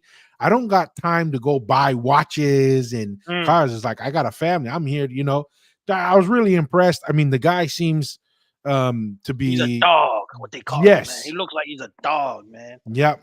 And yeah, I mean, right, like right here, right? Tui Halafatai switch, man. This guy pretty much had a Mm. flawless victory here. And really exciting to see, right? Because he's even talking about going up to heavyweight at some That's what I was point. gonna say. I was gonna say he's giving me vibes of what's that Usyk guy? Because you know how Yeah, Usyk just dominated the cruiserweight. If yeah, my man dominates the cruiserweight, I mean, what else are you supposed to do? You've done your time, and if he beats this y- guy that I guess some of his promoters are trying to put him up against, I'm like, hey, that yeah, doesn't hurt to go to the heavyweight, get some kind of challenge that kind of keeps your motor just to kind of go for a little bit, and probably bigger paycheck in the heavyweight division. So hey, good on exactly. Opetaya. Yeah. No, and that's something that I thought was really interesting. Was that, and he's, Usyk was making some comments. He might come down, back down, and yeah, and Oh, he's like, "Hey, dude, if he wants to come down, let's do it." So yeah, that would be an awesome fight. And what'd be cool is they fight at cruiser and then they both fight at heavy too, heavyweight. right? Yeah, yeah. We want big fights for him, makes big money. Mm, Agreed here, man. I think this guy's pretty cool. I'm excited to see what he does. yeah, yeah. This Opetaya guy. So that was kind of an interesting story there. So hopefully he continues to be successful. Um, Mm, I wanted to get your thoughts on this one, Masi. I don't know if I know that Samoa changed their location on the dateline, right? yeah. So that they Mm-hmm. could be on the same day as New Zealand, primarily for trading. Yeah. New Zealand, Um, Australia. Yeah. yeah, but I didn't know. Is this accurate or is this one of those fake news? But watch this. Samoa is the first country to celebrate the New Year thanks to its position closest to the west of the international dateline. Mm. No, because I thought Did they Tonga. go closer than Tonga, or what happened there? No, because Tonga has always been the same. They do their time changes all the time. So Tonga Tonga has always been the same because Tonga doesn't have daylight savings or anything. So even when they switch the days, Tonga has always been the first one to greet the new year, the sun, the new day. That's always been Tonga's position and Yeah, that's what I was the thought. location. So Oh, maybe this is just Tatu Imanua's first New Year. maybe hey, it this is could uh, be. maybe Yeah, this is the Tuimanua Empire when they moved the dateline, the Tuimanua, since it started first. I don't know. I just thought yeah. I'd get your feedback because that was news Uh, to me, right? yeah, yeah. That is new. Somebody's just sharing what they think is correct, but is incorrect. Mm, You know, hmm. Okay, this must be one of the Ufi pits. the Ufi Umu pits. The Ufi Umu pits. Yahweh. Let's see here. Let's go down to our friend that is super popular right now, right? Right here. Okay. Eh. Let's react to our sister here. I Okay. feel that the Samoans in New Zealand need to be humbled, because majorly humbled when it comes to their culture. They're too entitled. Not all, a lot. They're too entitled about what they should be gifted from culture and how they can express themselves culturally in other spaces, or they're having the need that I'm Samoan enough because of my blood. Like, I don't agree with that. Like, you are Samoan based on, yes, you are Samoan, but I could piss off and do whatever I want by myself. But what truly makes you Samoan is how you serve your family and how you serve your village. So if you're not doing any of those things, but you're operating in spaces like climate change and Okay, before she really Mm. goes to climate change or anything else, what's kind of your thoughts so far on what she's Mm. saying? If I had to choose on somebody, because I've had this discussion with my wife, you have to choose somebody that was gonna go, you know, in order to be like Samoan or Tongan. It's either it's either by blood or the way you behave, because people say language or how you know the culture and stuff. To me, it's always gonna be the blood. That's to me. It's always gonna be blood because you got blood running through your veins from your ancestors from the beginning. And to me, that's going to take more presidents than just the way you act, because that's something that you can learn. And the thing is, when you serve within your family and village, it's not the same thing. People can have, maybe the village did something to their family that maybe they didn't agree with, or the family, we all know we have family dynamics that maybe doesn't function well, and that can be a little different, and people have different, like, to me, that's very you can separate that. Everyone is different. It's almost Mhm. like it's almost like, am I a Tongan the same how another Tongan on how we approach things? No, but we're still Tongan because it's just the blood. But on how we do a katoanga for or a birthday celebration, it's gonna be probably different. You're right. There's certain things we'll probably do the same, but doing it and accomplish at the end is gonna be, we'll get there to the end, but it's gonna be different. You know what I mean, Tua? Yeah. That's what I'm trying to say. So that's where I'm coming from, just regarding No, that. and that's a fair point because I guarantee you, 2 generations ago, what it meant to be Tongan is not necessarily the same what it means to be Tongan now, Yeah. right? So in theory, how you behave is subject.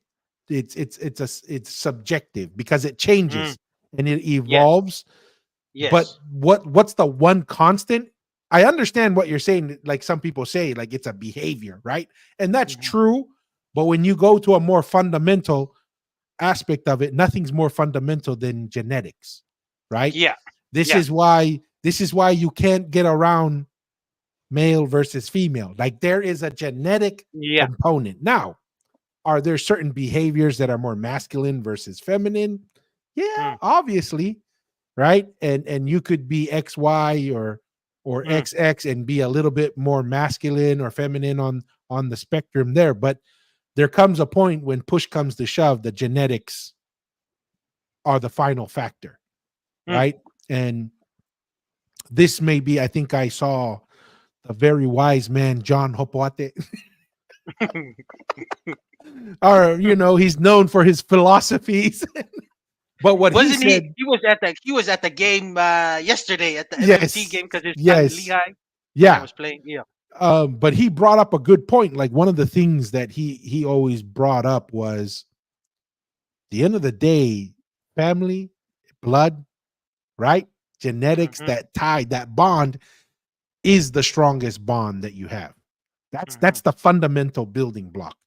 So, at some point you have to be connected in a physical sense, and you can also have a spiritual or social connection, but even then you can't get around the reality of a physical connection. Um, Mm, yeah, mm. that's kind of my thoughts there. And but there it is also very important how you behave, right? Yes. But Yes. at the same time, if we're trying to say what is the lowest common denominator, Yes. there's a Yeah. reason why a parent has a special connection to a child or to a sibling, right? Or because there is more than just how we behave, even though Yeah. that's one layer, but Yes. the fundamental layer is a genetic connection that drives that. Yes. No. No. And I agree. I just say, if I had to choose, the genetic, the blood that runs through your veins takes more, it's more, takes more precedence than the, whatever the behavior. That's important too, on how you behave, because obviously that's a also an explanation of how you kind of grew up. But if I had to pick, it's your genetics, right? So. Yeah, and it really just comes down to, there's, I guess, to another way to look at it is if you are not committed to maintain your fundamental responsibility to your family, which Mm, is that's another way of saying genetics is family, right? mm, If you aren't willing and able to withhold that responsibility, highly unlikely that you will hold a responsibility or a relation that has no type of genetic foundation to it, mm, mm, right?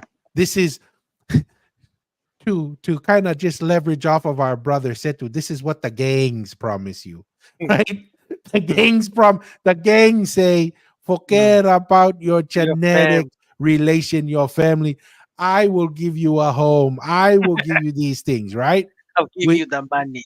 You just have to exactly. help me get the money. Exactly. You just have to go and beat up a couple people and run from the cops for a little bit and maybe escape and don't go to jail for 30 years. Um but there's a fundamental problem for that is the gang will ask you for loyalties that Yeah, you couldn't even keep with your family. And yeah. that's the fundamental problem.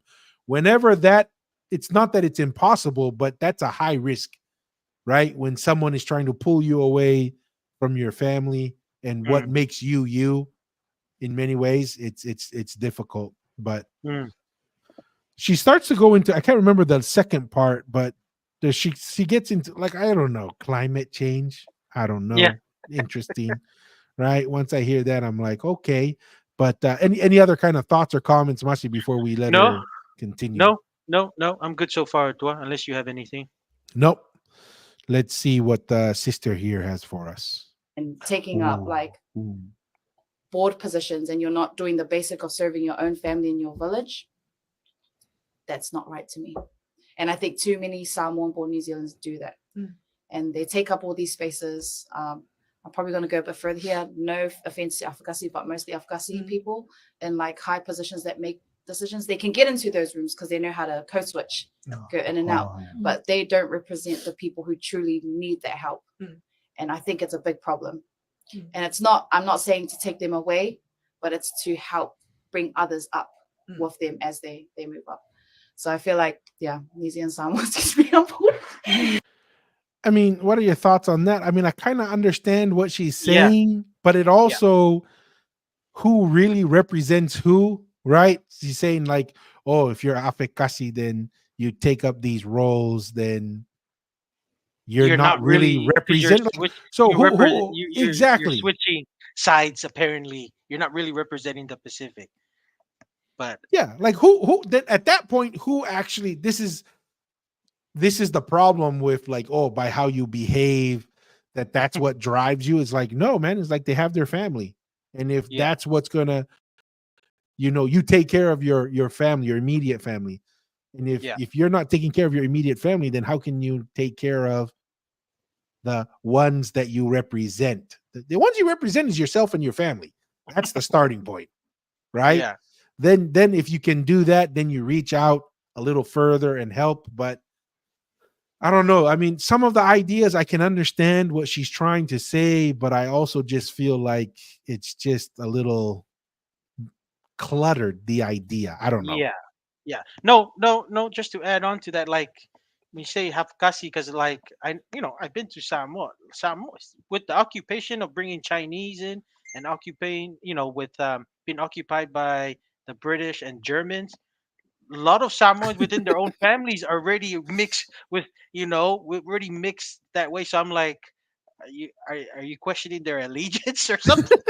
When you're talking about 2 3 generations of like Chinese mix and German and then British, so that's, yeah, it's a bit like what you said. It's a little bit cluttered with that, but I do see her ideas and stuff. But I think at the same time, people are gonna take care of what their their immediate family and then go to their kainga and then just gonna it's gonna work that way. And if it doesn't reach to the whole village, then it doesn't reach to the whole village. But they'll Exactly. they'll they'll participate in a way if it some village functions or whatever, they'll do it that way. But not, I mean, Yeah. it always works from within and then goes depending on the capacity of that person and And influence. and that's the thing is it almost feels like just say you're unhappy with certain people who got to certain positions, right? That's what I'm That's gonna say. It could be her own certain people because we all know, the argument to generalize it is very difficult, but it could be certain people maybe that she knows of. But yeah, that's a good point, Tua. as they say, this sounds like a personal problem, not a Samoan problem. Maybe a Hafekasi from her village won the beauty contest and she says she doesn't represent me. I don't know. I'm just saying, maybe she's just breaking waves. I don't know. That's what we'll do. It looks like there's one more minute here. Okay. We'll give her the courtesy of finishing the thought. And I feel like the best way to be humbled is to either go home, like send them back home, or have like, I don't know, someone do like a course or something where they can learn. Oh my goodness. You know what? That's the worst way. Exactly. That's when you know you're gonna get it because this is the thing, right? If you grow up in a Tongan family that's a farmer, you're gonna be different than a Tongan that's been going to school in the academic on how they behave. So if you're doing the course, you're always gonna get the behavior of what a Samoan scholar would think. Exactly. In their view, and their view is very it's very westernized in Palangi, which is opposite than the Polynesian. So yeah, just be mindful of, some of the Polynesians who try to take up these cultural classes and stuff. I think the ones by the church are much better than a school sponsored cultural language class. But yeah, see, that's and just that's the thing. That's my 2 cents. No, and that's the thing. Like how like this is what I said. It's like cluttering all over the place. Is like, to be humbled, you need to go back home to. Obviously, she's speaking about like Samoa, right? Or take a course. I was like, Charlotte, how many Samoans back in Samoa can afford to take a course? And how do you think? Right? Like this is why it comes back to, like we were, in my opinion, what we were mentioning earlier. Take care of your immediate responsibilities to your family. That'll humble you. I don't know about you, but keeping your responsibility to your family, that's tough. That'll humble you if you're really trying to do that. You don't have to go take a course to be to see that. Yeah, because I'm gonna say, like, and then if you come from a relatively small family, just like when you talk about close family, dude, when you even just experience the kainga and the wider family, when you that's like what you said. If you're not doing that, that you're not doing it properly, because there's always something you can do to help and be a person to assist the family obligation. Because like I said, man, then you're not doing it right, because that will humble you many times. Not 100%. Oh yeah, with Tongan Style here has some good comments. Seen a lot of people in the comments agreeing. When I used to try to talk to my elders, conversations, they would say, meaning she want others to practice a universal understanding, but she has not taken the value. Yeah, I mean, that's a fair, for me, that seems to be a relatively fair thing, right? Yeah. When we start being too concerned what other people do and behave, maybe that's a sign. Maybe that's a sign that we're not being humble. Yeah. That's like the first sign of humility, is you're not overly concerned with other people's behavior, because you're like, I got my own responsibilities. I got my own challenges that we need to face. Clyde Moore here says, this is how 30 years down the line, neck minute, pull a melee mounts. Address your issues with people. Yahweh. See, if they went and took a course, what's her name? I don't know her name. I don't know. If you went and took a course on the Tu'imanua residents, they would have told you that the pile of rocks were loyal ancestors. So even when you take the course, like you were saying, Masi, the course is one perspective of an academic and not necessarily representative of reality. Yeah. Anyways. Yeah. All right. I think we'll, we're gonna upset our second cousin from Ha'amoa. First, Steven Setu is gonna attack us. Now, breaking waves is gonna attack us next. let me see here. The one I wanted to go to next was there was a gentleman. Oh, actually, you know what? Let's do some football for now, Mm, since a comment by Colin Cowherd um talking about the SEC and what Texas and larger economies, the impact on the SEC, right? okay. Obviously now Texas is having a Dominating. huge impact, Yeah. right? Beat Georgia, and he's just talking about SEC doesn't realize. Wait, they're playing Georgia this week, right? Yes, Texas. Yeah. yes. So this is kind of an interesting take. Let's just kind of run through this real quick. Okay. Sarkeesian in Austin beat A BYU grad, right? Quarterback Mm, Steve yes. Sarkeesian. We gotta take the wins Yep. when we He's the head. can, Yep. right? He's a head coach leading the top program, number one nation program right now. Yep. Georgia this weekend after beating Alabama last year. Mm, There is a new sheriff in town in the SEC. Eye test, game test. Texas looks bigger and stronger and faster than Bama and Georgia. With two quarterbacks, the SEC is overwhelmingly small towns and small economies where the local car dealer is a big deal. Texas is different. Here are companies headquartered in Austin: Tesla, IBM, Dell, Oracle, Whole Foods. You don't get a lot of Ferraris in Starksville, Mississippi. It is a totally different economy. And the SEC and the local car dealer in Tuscaloosa cannot compete. It's the new SEC. I would be surprised if they didn't beat Georgia. I watched them push Alabama around. I think they'll do the same this weekend. Steve Sarkeesian. Any thoughts mm. on that, Mussy? They definitely will have the economic backing, but the only thing I would say is you need the right leadership, and I feel like Steve Sarkeesian has actually steered them to the right position of how to use that economic power to Yeah. create a powerful team. But like I said, it, not everyone in that position will be able to do it because Texas has been trying for so many years until Steve Sarkeesian has gotten there. So I think it's a bit too early. It's a bit too early. They haven't won a championship yet. They've made it to the playoffs, Mm-hmm. and the champ. What they no, they lost in the playoffs, right? Because they lost to Washington Huskies last year. So they haven't made it to the championship game yet. So to me, it's a bit early, but I like the explanation of the economy because of course Longhorns already a very rich school in an area of very high, and I feel like Texas overall is still gonna keep growing with the amount of companies who's probably gonna still move there. Yeah. So hey, I see the argument, but I'm not ready to dub the Longhorns just yet because you can have all the amount of money, but not the execution part. So it looks like as long as Steve Sarkeesian is not drunk anywhere or he's Hey, we just said he's a BYU guy. What do you? real. Hey, we all It's BYU. okay. We We get can off all the track. repent. We can all Yo, repent. we can get off the track a little bit as long as he's good and he's willing to keep. Because right now definitely he's reaching the peak.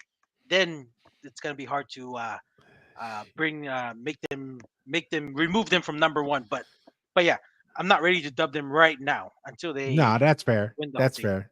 But Yeah. yeah, how about you? No, I agree. I mean, if it was just about economy, then we should Mm, be rocking it with Joe Biden, right? Obviously, yeah. obviously, leadership matters, right? I Hmm. think. I mean, you just look at just look at our at BYU. Hmm. Kalani's leadership matters, Yes. right? We don't quote unquote at Provo, even though you're starting to see a lot of money flow into Utah, but it's Yeah. still not at the quite the level as Texas. I mean, look at that. Texas is going to have its own Wall Street here. It's already launched, so there's a ton of money coming in there, but that's not everything, right? And Hmm. leadership matters, recruiting matters, and I think that's what Sarkeesian's brought to the table: Yeah. recruiting, Yeah.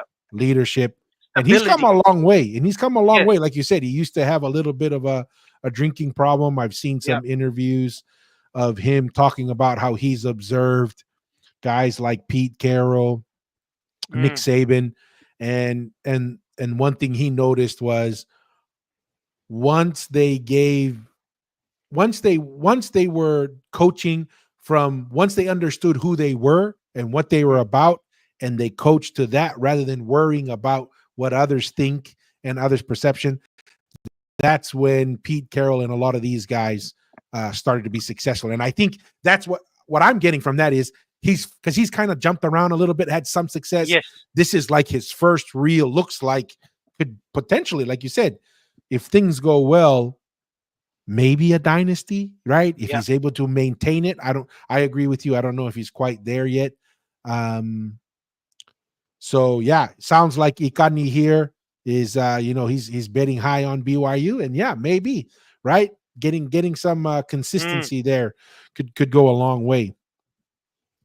Looks like BYU, man. Mussy, what's going on, man? 3-point lead, 2 minutes. Yep. Looks Oklahoma like State still has they're the almost in ball. field goal range. They're on the 35. Yep. Defense hopefully will hold. So shoot, it's a little too close for comfort because I would love to go 7-0. Oh, and which, by the way, Mussy did call it. I think in our last discussion, Mussy, you were saying they might be 7-0 by now. Yep. Well, right? final overall, and maybe that's a good time to revisit you, me, and Lee, because I think at the end I had them 10-2, so look like I'm the genius. Yahweh! Oh Yahweh, guys, we need to go back. I think Mussy listened too long to Samoans Need to Be Humbled video. Now he's Mussy. Did you take a course? Did you take a course that made you a genius? I just listened to a bunch of BYU podcasts during the spring and fall camp, and I just said, "Oh, I I'm feel on like it. this one's gonna be special if they can get some certain positions right." So, looks like I'm pretty much there. Pretty much there. Look like the viewers are in alignment over here. Hey, oh Yahweh, everybody is voting Mussy. You're gonna be like Steven said to. We're gonna vote Mussy for PM of New Zealand. Him and Luxon will go to the what's the name of the grocery store? Something World.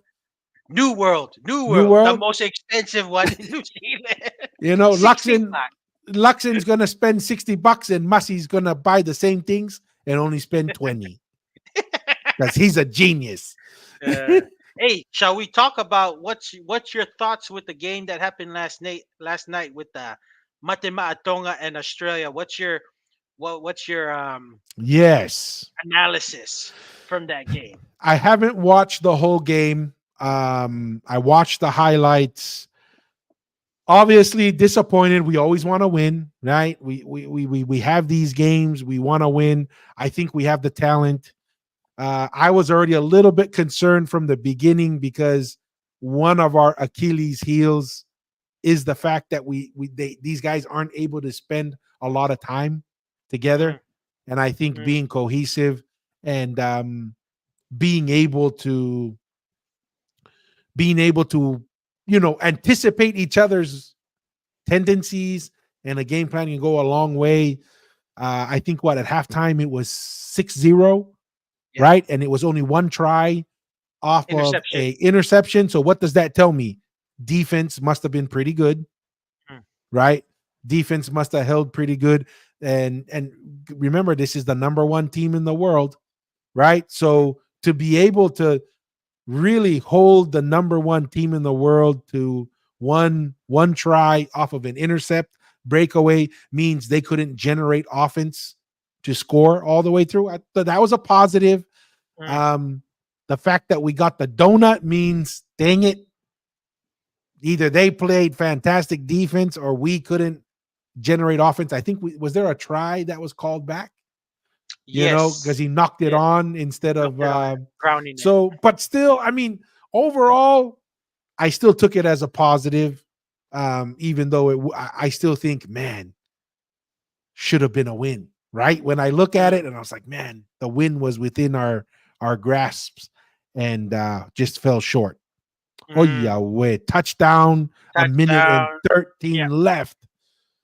Now, I think I'm with you. Yeah, because to me, this is the reason why they had these games is to prepare for the World Cup, all the international teams. So at least Tonga is just knowing who they have now, because this is most likely the team that will be in the World Cup that'll be coming on. So it's a good practice round. I don't have any too fuss that Tonga lost the game, but this is just good practice to me. Hopefully, because apparently Christian Wolf is gonna step down after this game. I wish he stepped down earlier because we can have a new coach to actually new coach to know can the more time the new coach will have, the better likelihood that we can have a better team for the World Cup. But yeah, because I know he's even said that he's gonna step down after this, but who knows? Yeah. Maybe he will not. But but yeah, that's my only thing. I think Mate Matonga is ready for a new coach, and if this is the team we're gonna have, I feel like this will be an opportunity to attract some high caliber coaches to really get us over the fence and at least be the conversation to win a championship. That should be the expectation with this Yeah. team. I think like what you said, Tua, maybe some little development and experience with the halves and the kicking. That's relatively new for Tonga, Matema Tonga. So hopefully things will get better and improving. But yeah, that's just kind of my feedback on that. Yeah. It looks like the guys want to get into some politics here in the US. Maybe we'll get into it Okay. on that. But going along um, some of the commentary that we were having, there's an interesting thread. I couldn't help myself to comment. Some people on some of the video on the highlights. Hmm. Here's an interesting comment. Where is it? From the game, the Matema Tonga game, MMT Tonga game. game. Yeah. And here's one that I responded to some comments like this. There are just as many Pacific Islanders playing as Australians. Tongans just aren't that good and aren't as athletic as you make them out to be. Right? Oh, hold on. Oh, I'm not even sharing. My bad. My No, bad. oh no, sorry. I thought you were just gonna read it, but yeah. Here. So here's the comment. So this is coming out of a thread here just talking about Tonga relied so much on toughness and aggressiveness, no game plan, and that's why it simply cost their game. So my initial response to this was right here's my comment. You do realize they just met up a couple days before the game, right? Many of them the first time they played together, and thus the game plan and chemistry were poor, right? Like everybody's kind of initial reaction was, geez, Tonga was just like relying on their forwards and things. Is like, well, when you don't have the cohesiveness, that's you're gonna That's your have to strength. play simplistic way of playing, and you're gonna have to rely on that. So so that was kind of interesting. And then I also responded to this other person where I said, they were saying basically it had something to do with they're saying that right here, that's a demographic thing. You can expect to see abundance of high game IQ emerging from a talent pool of just a couple 100,000 people. So basically he's saying that the Tongans can't produce the IQ to play, right? Yeah. And so, I had to respond to that. I was like, individually they have high IQ, but this is about a team cohesiveness. They meet up a few days before the game, and many have never played, right? And No, and that's to me, it's not really because I think I brought it up with you, Tua, right? Because they had the same amount of time when they constructed their team and practiced the Australian team and the Tonga team. But the Australian team, most of those guys have actually played together in the state of origin. So they've kind of been prepared in that way, and they kind of understand the player's tendency. The Tonga and the Matema Tonga, this is kind of their first time playing together. And to me, I feel like the coaching could have been better for that time, so they can maybe emphasize and focus more on their strength. a little bit more, and some of the repeated mistakes. There's a lot of repeat mistakes, but hopefully that will be ironed out. But yeah, Yeah, to me, it's when you gotta share your talent to understand how the other your teammates' tendencies that you haven't played for a while. That's difficult. It's not an yeah. IQ thing. No, and that's the thing. I just thought it was kind of silly. I was like, who are these people, man? It's like maybe they need to go take a course, like our Samoan sister said. They need to go back home and take a course, you know. But yeah, I thought that was interesting. I was just like, oh yeah, way some of Mm. the Monday morning quarterback, which I guess I'm doing as well. But that's good to her because this is the kind of standard like these critiquing and people paying attention. Hey, that's what we want. You Yes. notice when we play these big games, these are the critique and the attention we're gonna have more often. So overall, we're on the right track. We're on the right track. Yeah, Yeah. we're not And playing that's the thing. Yeah, I Mickey think Mouse games. overall it was a positive turnout, right? Not the Yeah, ideal, but yeah. Masi, where Wait, how are about we, wait? man? No, I Go was gonna ahead. say. So, are you still a fan to still keep Christian Wolf? Do I just if you just had to go by Um, coaching, I was, or yeah, I was okay, willing to give him one more World Cup. I okay. think, right? That's just me. But I'm not against. I'm just worried, like we get a Lulu Tai situation here, where all of a sudden we Oh, go from oh, Christian you're Wolf you're trying to and say let's wait till after the election of next year, and then we can then we get a new coach. Okay, okay, I see it. I yeah, I see it. don't want the deputy prime minister gets released and then becomes the Matematonga coach. Monigo, I think moni be lau tua. you Tautari pe know. o noko pe ya Christian Wolf o sayang e fai firi firi e tau pure anga. Oh yeah, wait, Masi, are they in field Touchdown. goal range? That, no, touchdown. I just put my hands up. BYU scored 10 What? seconds left. No way. I'm telling you, I'm a Masi, hey every week guys, I'm being a guys, genius, man. Masi is a genius apparently. Hey, Wow.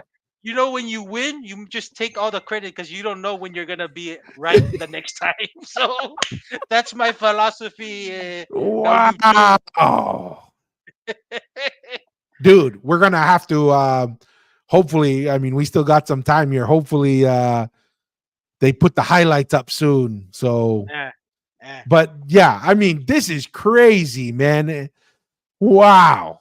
Mm. Dude, we were picked to be the bottom of the Big 12, basically. Yes, sir. Yep. This is Yep. why you don't listen to the experts. They were wrong about COVID. They Yeah. were wrong about, mostly peaceful riots. Yep. They were wrong about gangs. Not just kidding. Setu is not a expert.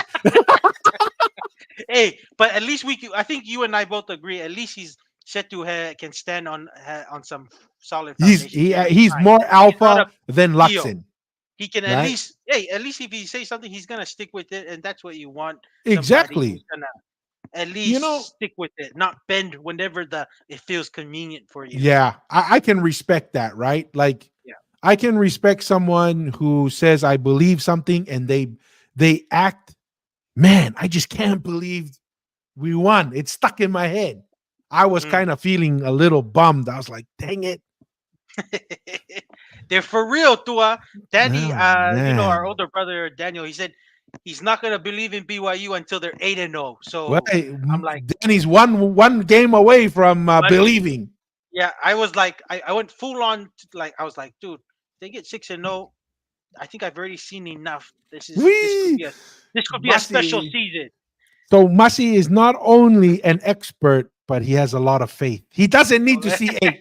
Hey, Masi, I only No need to sir, see no 6. sir. I only need Yeah, to see 6. 6. It's for a special season, and it's panning out that way. You know what? I know the next video we're gonna go to Didn't some of kind. our viewers said what some U.S. politics or something? Yes, let's get into that. I mean, kind of I guess there was an interview between Is it Bear and Kamala? No, they wanted to talk about Elon Musk and Tucker. Oh, I didn't know. I have no idea. I didn't watch it. Yeah. Let me see if I can find it here. In the meantime, I do have another video of Elon Musk, and Hey, he is Elon is full on. Like dude. I seen him in some of the rallies. He's full on. Some He's on the he's MAGA put train. Yep, he's put 75 million to help people who canvass to kind of pay them to kind of watch the vote. So like my shit, this is the kind of people we need just whatever rig or whatever, we just need everyone, all eyeballs, and it helps when you get another billionaire like Elon Musk to just join the fight, man. Not 100%. I'm trying to. Where did I? I didn't. Maybe I need to go to my other Twitter account, guys. I'm not trying to say I'm increased fleas that I have multiple Twitter accounts. Okay, guys. I just want. Yeah. Good stuff. Good stuff. Yeah, boy. Let me see here.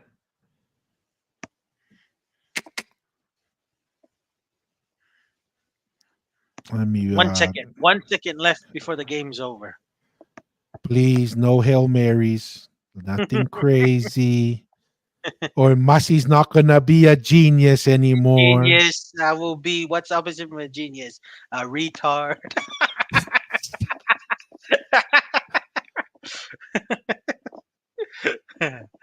Yeah, mad, yeah, lie.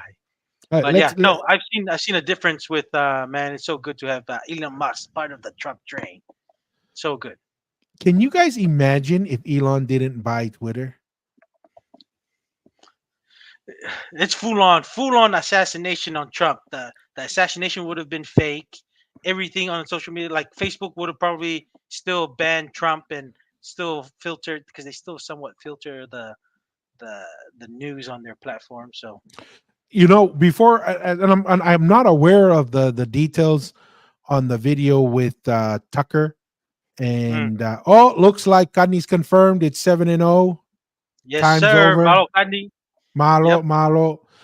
I think this is another video I did find on Elon, and I think this is an important one for as we're talking about Elon. And this guy gives the week that Elon had last week. Is it last week? No, maybe it was this week. Sorry, Okay. man. I've been traveling a lot. My weeks are like all jumbled together. But listen to this real quick. I barely talk about Elon Musk on this channel, but I need to outline for you just how many things he got done over the course of the last week across all of his companies.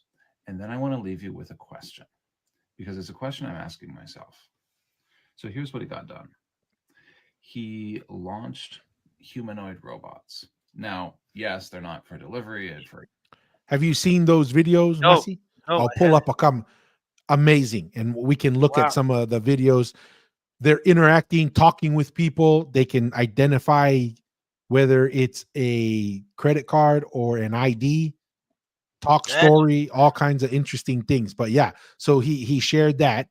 For a year and a half, that they might be teleoperated. There's things you can carp at. But he launched them. They went out and walked around and served drinks. Then he launched a self-driving car. Yes, it was on the Warner lot. Yes, he's not launching it until 2026. There are things you can carp at, but he launched it. Same with the van. And that alone, with Tesla, would have been a fairly big week. But we weren't done yet. He literally took inspiration from a science fiction film, built something called Mechazilla to catch a gigantic rocket flying out of space, and did it on the first try. Have you seen that, Mussy? No, I haven't. Dude, amazing. We'll find some video. Literally the largest flying object shoots into space, detaches, comes back down, lands vertically, and gets caught by a mechanical arm. That's crazy. Yeah. And he's talking about everything he did in 1 week. It's like this is a 400-foot tall skyscraper, and this gigantic crane caught it. You can see the video all over the internet, and I highly recommend you do so. That would have already been a history-making week, but we're not done. He launched the world's largest supercomputing cluster with a company formerly known as Twitter. 100,000 GPUs of H100s from NVIDIA. And he did it in, you want to guess? Guess the days. Yeah. He turned on the whole thing from empty factory in 19 days. Now, it took him longer to build the factory, right? So again, there are things you can carp at, but 19 days is insane. So this is my takeaway. My takeaway is not this is turning into an Elon channel, because it won't. My takeaway is this person is betting the farm on multiple companies at once. He's taking an enormous amount of risk right now. So he's pivoting X into an AI company. He's pivoting Tesla into a robotics company from a car company. He's turning things that we thought were physically impossible into reality with SpaceX. If he is this risk on, am I too risk averse? It's a question I'm asking. It's not that I have the resources to go and turn on a supercomputing cluster in 19 days, but I am wondering, where am I more risk averse than I should be? And are there things I need to be more risk on about? So that's the question I have for you, because these are non-trivial risks. I'm not going to pretend they're all going to work out. Maybe the self-driving car won't ever make it to market. Maybe the robot won't ever work.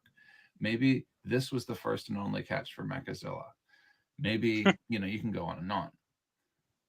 Maybe, or maybe not. And if someone is willing to be that risk on right now, it's an interesting challenge to my mode of thinking, and I'm trying to use it as a tool to help me understand myself better, and see whether I'm too risk averse. So what are your thoughts? Are you too risk averse? Any thoughts on that, Mussy? Risk averse. That's a good thing. I think that's what makes entrepreneurs special. They're willing to risk it, and that's why America tends to attract a lot of those mind people who are thinking that way, because obviously Elon Musk grew up in South Africa, but he always had a dream to go to America because America seems to be the place. If you're willing to risk in your business ideals, you're willing to reap the rewards of your doing. So, hey, he's already done it before with what Tesla and stuff, and X with the spaceship.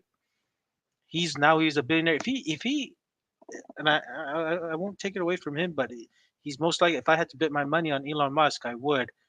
He's gonna, if all of these hit, he's gonna be the number one richest It's going guy to be for a a very, trillionaire. very long time. EO. And you know what the good thing is? He's on our side. And he's a normal guy. He's not a billionaire that's like, dude, what are these guys doing with their time? He's They're doing some not like wacko stuff. EO. Luxon and all Yeah. these other guys.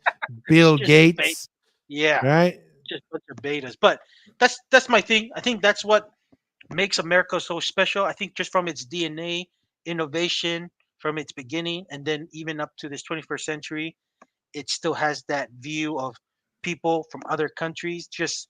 They just want to do their ideas in America for some reason. America is still Yeah. the place that if you're entrepreneurship from whatever country you're in, you're just attracted to America because that's what Elon Musk always thought America, and that's why he went to I think he was in Canada. He could have stayed in Canada, but he said America is the place I wanted Yeah. to be. He So that, probably ran into Trudeau and said, hell no. He but no, probably ran that's my into Fidel Castro's son, Trudeau. Have you seen those videos and pictures? yes. Dude, The he pictures, looks I mean, just like him. I'm like, oh no, yeah. and then when you hear the background story of his mother Mom meeting him. spending time in Cuba too, like, dude, Yeah. His mother took a course in Cuba and came back with Trudeau.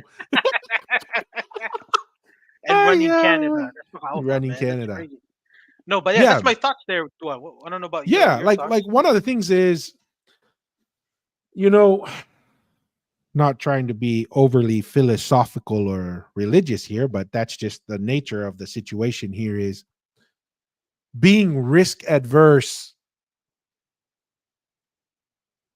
is it's what you call, it's an illusion, right? I mean, let's put it this way. Mm. We have no control over anything, Mm. right? I don't know if I'm going to be alive in 5-10 minutes. I don't know. I don't have any control whether, you know, It's gonna be anarchy the next day, and tomorrow. everyone. Exactly. So like this idea that I'm going to calculate everything, Mm. I'm starting to realize in life, like we really have no control. And when you look at the scriptures, Mm. that seems to be the trend. Like God asks you to do things, and when you look, especially in the Book of Mormon, but it's also evident in the Bible in other areas, but especially in the Book of Mormon with the Jaredites and the Nephites coming over, God always says, I will take you to a promised land, and you will know that it's only because of me. It would have been impossible for you to get there. Mm. And to me, like when you look, when you like he's saying, like to me, it's like when you really think about it, every choice that you make in life, you think there might be a safe choice or an unsafe choice. To me, you're only making one choice, Hmm. is choosing to have God on your side or not. Or not. Mm. That's really, at the end of the day, that's where everything boils down to. Mm. And I think it's hilarious that, you know, some people think like, oh, if you just make these 10 choices, you're always going to come out on top. I'm like, Shanna, I've seen people make the exact same choices, Doesn't pan out. turn Mm. out terrible. And then I see someone do the exact same choices and turn out great. Right. Yeah. And to me, that's kind of the things that come to mind. Also, like you're saying, America not only attracts these kind of minds, like you're saying, Mm. but it seems to be the only real place that allows those types of risks to be worth it, right? Mm. Nobody's running to China to take those risks Mm. because you're not rewarded for taking those risks, Yeah. right? Because the government gets so big, it's oppressive. It's Um, gonna control it. Whatever new idea it has, it will control yeah, it. Yeah. this is the reason why I don't like the federal government getting too strong, because if the federal government pushes all the laws out, then I'm in Texas because I believe in the Texas philosophy, the government, the Mm. economic opportunity that's here. Now, if the federal government dictated everything, then I had nowhere to go, Yeah. right? I'd be that's what I love about the things that America allows. Even the government system allows for entrepreneurship to happen even within the states, Yeah. right? Each state, you It's try a bit what different. you guys Yeah. think, right? Obviously, we don't want to do what certain states are doing. Nothing against water bears, but California is a dump right now. I'm really not excited to be in California, right? Mm. But here in Texas, and I'm worried, because Texas is growing, it's having economic opportunity. I'm worried that 10, 20 years from now, Mm. it's going Good to point. turn out. It's going to turn out like California. One of the reasons why I was, I've been saying it since I was at BYU. Utah is the next California. And look, I love BYU, but the success that BYU is seeing, to me, is that's what California, it's going to build on it, right? And it's just the more wealth, the more opportunity, the more success. Unfortunately, it tends to turn liberal over time. There's a reason why all the big cities, even where I am in San Antonio, yeah, it's in Mm. a conservative state, but San Antonio is pretty The liberal. city. The It's city the is. city, it's the city where you combine wealth and power, Mm. that it just happens to turn that way, right? And that's something that I thought, you know, America, for one reason or another, and I think that's one of the blessings that America has. And as long as America holds on to it, they'll continue to be free, continue to be wealthy. But we forget God, things are going to go backwards. Then all of a sudden, we're going to lose the thing that made us special.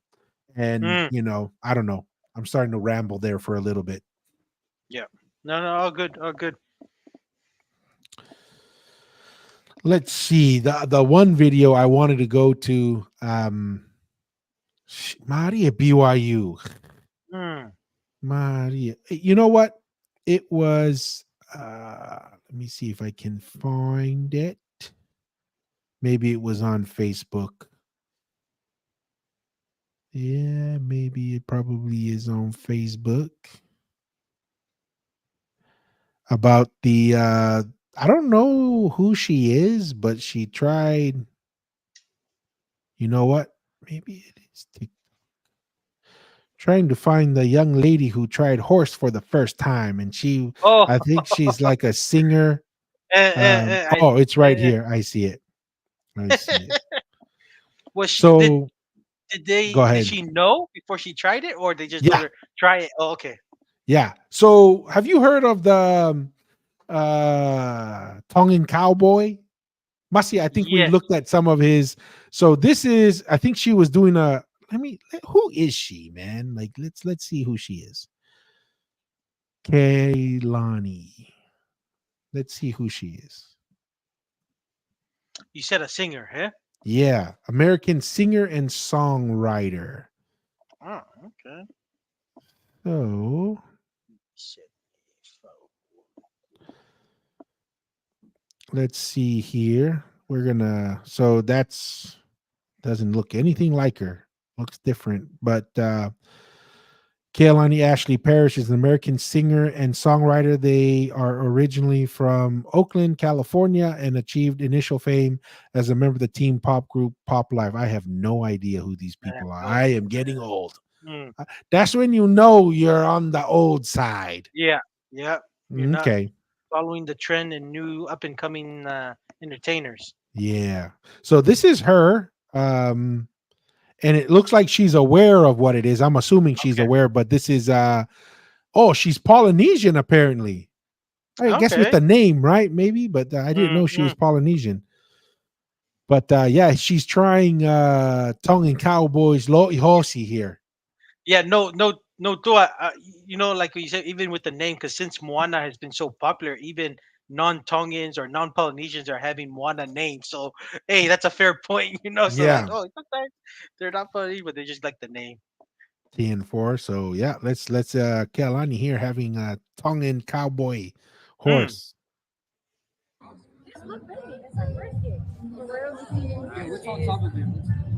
It's chili pepper steak. Oh, that's good. That's banging. Banging. That's banging. Okay. Yeah. Yeah, that's good. Trust me. That's good. Maria. Yeah. When you do Hoshi right, man, It's it's pretty really good. good. Yeah. I'll give it a 9 too. So a 9 out of 10. So well. Not bad. So Not tender. bad with these kind of people who eat at fancy restaurants and Exactly. high end Right. places. So they'll take that all day. Good job. Good job, Tongan Cowboy. Yeah. There was like a trend for a while. I've seen a lot of Ha'amoa eating horsey, Mm. right? There was Yeah. like for a while, I've seen a lot of the social media. Um, looks like, sorry guys, you guys are pretty active here in Oh, the King comments Alpha. here, but we've reached out to King Alpha T Style. He's a very busy man, so I mean it's Apparently, he open. travels a lot. He Yeah, travels a lot because he's a tattoo artist, and that's why he only does a lot of those snippet videos. Because my man is always on the move, especially in the West Coast and Hawaii. Hmm. yeah. So would love to have him.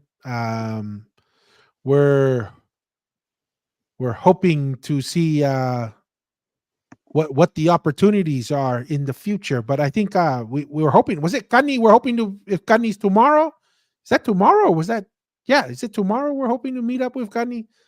Kani, Whenever I know, yeah, relatively soon with yeah. Kanye. Yeah, So we'd love to have that. But yeah, I mean, guys, and any people you guys yeah, recommend, we'd love to talk with them. On I'm our working with humble a few. channel. Yeah, I'm working with a few guys. Hopefully, we'll get some answers soon. So yeah, on the works, in the works. Yes. So here's another interesting video I wanted for us to take a look at, Masi. This is a little bit more related to our Hawaii or Vaihi. No, this looks like maybe a Cook Islander or something. He talks about their understanding of Hawaii, Okay. which in our interpretation is Vaihi. Um, Interesting. This is kind of the thing with like different ideas, perspective mixed with like what science says, but this gentleman's gonna share their perception on what Hawaii is. It means homeland. Homeland, where you're born now. Hmm. It doesn't mean heaven or anything like other people are saying. It just means your homeland. My homeland, my Awaki is Rarotonga. My father's Awaki is Hatio because he's born there. One of my grandfathers, Awaki is there. That's his home. But if you talk about Awaki Pa Mama, Awaki means home. Pa is a row of homes. And Mama means the first. And that is in Asia. That's where Awaki Pa Mama is. The What is kind of your initial things here? He's mostly correct because he's probably going off Asia, but Mamao has been like first or kind of where Far people come up. away, yeah. Yeah, far away, which it's kind of what we've kind of been um, preaching to everyone our ideas, which we believe that the Hawaii po Mamao is right the Americas. So Yeah. we we can. He seems like somebody we're like 70% there of kind of the mean Hawaii where you're at when you keep going back and back. Just different of he's the opposite side in Asia compared to the Americas. But hey, yeah, it's cool. It's cool. But I don't know what's your thoughts. No, I agree. I think what he's trying to do here is take the oral history, meaning Hawaii means the homeland, right? And that's how Yes. he would use it. And Yes. when he's saying, "Oh, we don't need to listen to these people about heaven," that reminds me of these people who are trying to say mama and langi and puloto, people who are misunderstanding the oral The history. concept. Yes. Yes. And he's trying, from his perspective is, Hawaii Pamamao is the original home or the faraway Yes. home. And Yes. science right now is leaning towards Asia off of genetic material, right? Kind of genetic makeup. So I thought that was really interesting. And I like you're saying, I can see where he's coming from. Obviously, we have a different perspective, but let's see if there's anything else towards the end of this video. But yeah, I'm pretty aligned. Like what you're saying, it's kind of interesting. Regional home of the Polynesian people. See? But then there's other Awaki. It's just a metaphorical way of using the word Awaki. Ay, water bear, mafana water bears.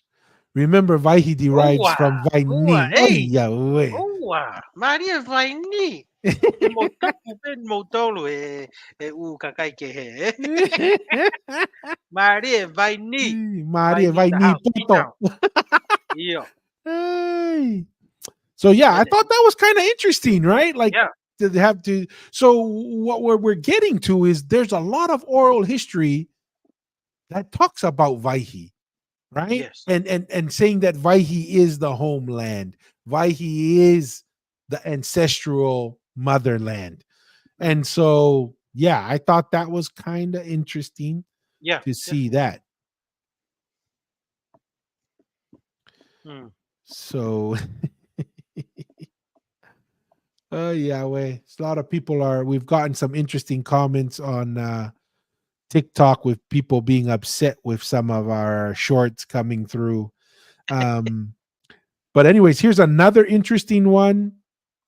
Another interesting perspective on history, government systems. I never really heard this before. Okay. So we'll kind of see what everybody thinks here. But he's talking about the ancient systems in Hawaii, governmental systems.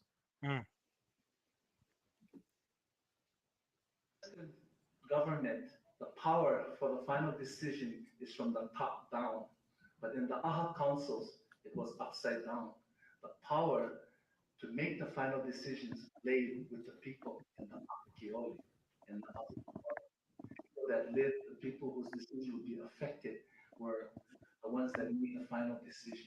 Something that I was asked to share with all of you today concerning ancient Molokai was the manner in which the ancient people governed themselves. And they governed themselves by what they call the aha, or councils. Now, this form of government existed throughout all the Hawaiian Islands, and it ended all the islands during, or began to end during the 8th and 9th century, when people came from Lower Polynesia, bringing the Ali'i system, bringing their new kapus, bringing the god Ku, and bringing human sacrifices to Hawaii and overpowering the people here, and the government and the manner in which the people governed themselves changed. But I thought that was interesting, right? So Yeah. he's saying, like, according to his perspective, there was like some kind of Ahu system, and then he's saying that existed up to the 8th or 9th century, and then people from Lower Polynesia came up and Yes. made changes to their government systems. Um, Bringing chiefdoms with the Ali'i system and yeah, human sacrifice. Okay. yeah, I I'm don't know. kind of What? interested. Yeah. Yeah, I mean, kind of looking at it when we look at it in regards to the Tuimanua Empire. Nah, just kidding. Um, I couldn't help myself there.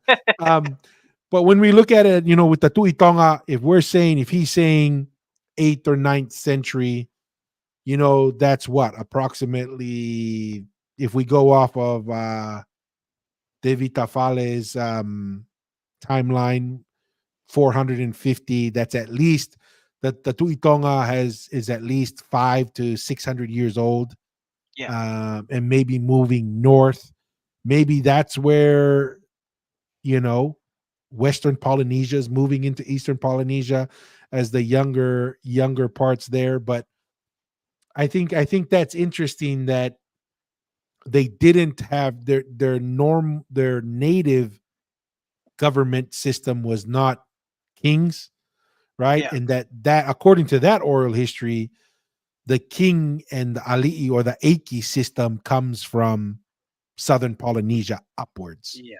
Mm. So I thought that just kind of goes to show that the uniqueness of the Tui system and the noble system, that there's a unique trend that goes with that's not a common way of organizing, Mm. quote unquote. And just I thought that was kind of interesting that they're recognizing that a foreign form of government came to them over time, assuming that oral history is accurate. It's correct. Yeah. But that was kind of the things that stuck out to me, because that's not a Tui system, right? Yeah. This Ahu system seems a little bit more like what's the Samoan version of the after the Tuitonga left? It was the that distributed power. What's the system that they have Like the Matai. the Matai system? Yeah. Yeah. You know. Yeah. So yeah, I don't know. That was some of the things that popped up in my mind. Mm. Anything else for you, Masi? Any thoughts on that?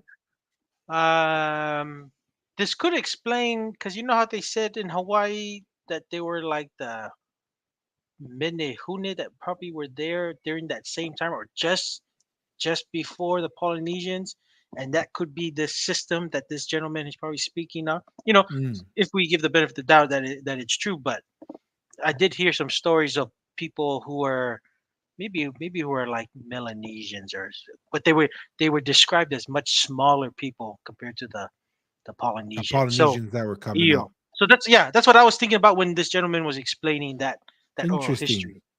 Yeah, Yeah. yeah, and that's hmm. I didn't think about that, but yeah, maybe that's like the first contact with that group of people, Mm. and getting larger. They got larger with the Polynesians coming Yeah. up and joining in that society. Yeah. Okay. on the island of Yeah. Molokai, Because the it's the same province thing here in strong. New Zealand. There's these people called the Moriori. It's a different kind Mm. of people that were different from the Maoris, that they were kind of here, but they were more like hunter gatherer kind of people and very small. So I don't know. It could be the same kind of people that maybe that was in Hawaii just before the Polynesians, or they were there at the same time, but just different parts of the region. They just kind of you Yeah. know, met together, and then one people just dominated over the other. Yeah, no, and that's the thing. That's why I'm somewhat open to the possibility that, there were Lapita people, possibly. I don't know, right? There could have been people there. Um, I'm open to either one. I think some of them were, you know, settled by Polynesians. And I think we looked at that article, Mussy, that showed kind of the ditch farming, Yes. Yeah. and that's what made it possible to actually farm and have consistent food source on these smaller atolls, right? Hmm. That maybe the original Polynesians brought that technology that allowed Yeah. them to settle certain islands that were difficult to settle. Mm. So okay, yeah, let's give this guy a couple more minutes here and see what he has to say. Okay. Kahuna tradition, they maintained the Aha councils all the way until the time of Kiha the son of Pi'ilani of Maui, when he was the one who was able to overthrow the people of Molokai. Now let me explain what the Aha councils were. First, the word Aha. As we all know, the word is referred to a type of cord, a type of woven cord. Now, this is the mana'o of what an aha was and why they chose that as an example. When you take the raw material from the olona and you weave it into a string, that string is called an aho. And then you take 8 aho and you weave it together in a tight weave. And those 8 single aho strings woven together forms the aha. Now the mana'o of the kupuna is those separate chords represents all of the different mana'o or people that are brought together with their understanding, with their spiritual abilities, with their knowledge from whatever profession they come into the and how they serve the people in their ahupua'a, and they're woven together to form this aha chord. That aha chord represents maintaining the pono in the land and unifying the land. In ancient Molokai, each ahupua'a had its own aha council, and that aha was called aha kiole. And the aha kiole, each aha kiole were made of practitioners and kahuna that served and lived in that ahupua'a.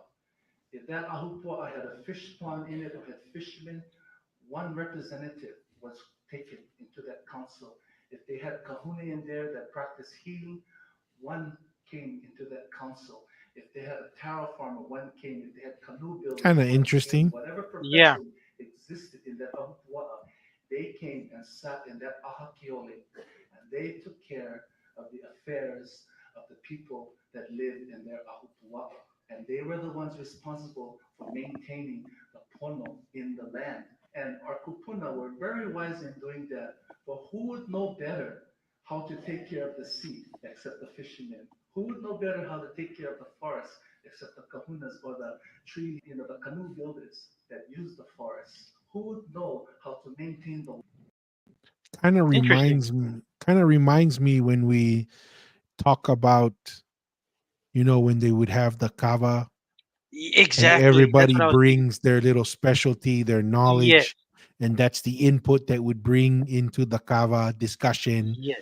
and so forth. It seems very similar to what he's kind of describing, right? Yeah. And each person just has that knowledge. They don't just give it to anybody, but they contribute it at the right time, at the Yeah. right place for the right purpose. Yeah. No, and that's or if everyone is contributing and they feel like, oh, I'll contribute because go ahead and then they contribute because it makes sense with that type of living that everyone you don't have a time to go test things. You have these things that's been in your family that you specialize over time. If it's fishing, or if it's agriculture, or if it's um, mat making or ngatu making, that everyone has their koloa within their family, and they come in after days of work, Hmm. come in into the fare, have a kava, and then fire talanoa. But yeah, no, that's what I was thinking, Tua. Back in the days of how it was having a fight kava in those days compared to these days that was more of like exchanging ideas and color. Not 100%. Let's see here. Let's give these guys are trying to have too much of a good time where they're asking this is Tongan style. She no mercy. She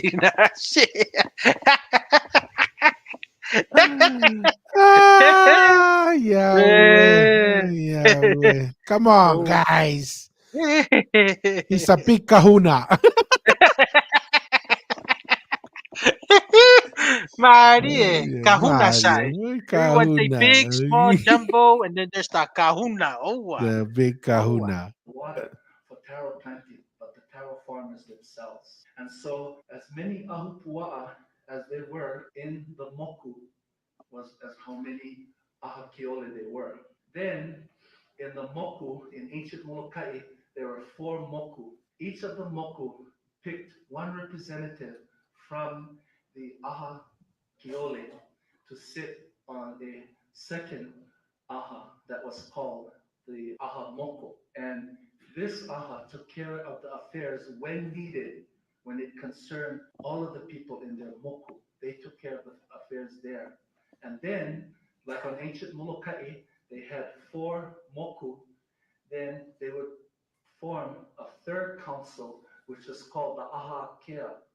And these were chosen either from 1 or 2 people from the mokus, from the moku councils to come and to sit on this aha kea council.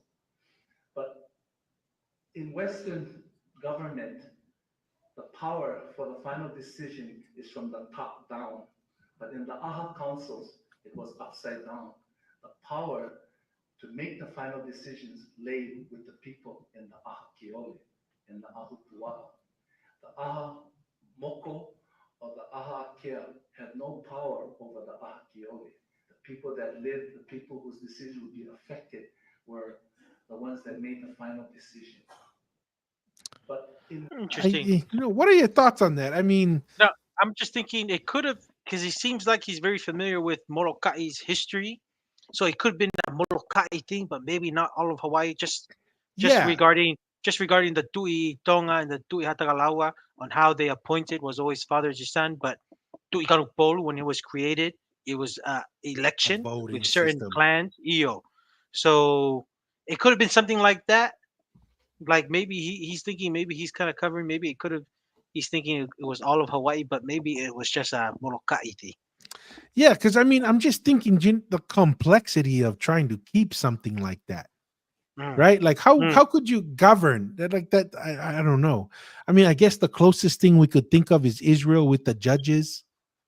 But Yeah. even then, this doesn't seem like they have a law, right? It's more of just quote unquote voting. But how Yeah. would you keep track of that? I don't know. It's I have very a hard time seeing it. I have a yeah. hard time Well, seeing it. even if that was the case, you could see why the Tui or Ali'i system just really just overpowered the Dominated. Yeah. dominant. It was simple, simplistic in a way that you can also garner more influence in a wider region and the whole Hawaiian island group kind of thing. So Yeah. yeah, no, makes sense. It's hard to grow with that system to grow it to be a central governing body for just even if you go for the whole island of Molokai, it'd be very difficult. Do you think, Masi, that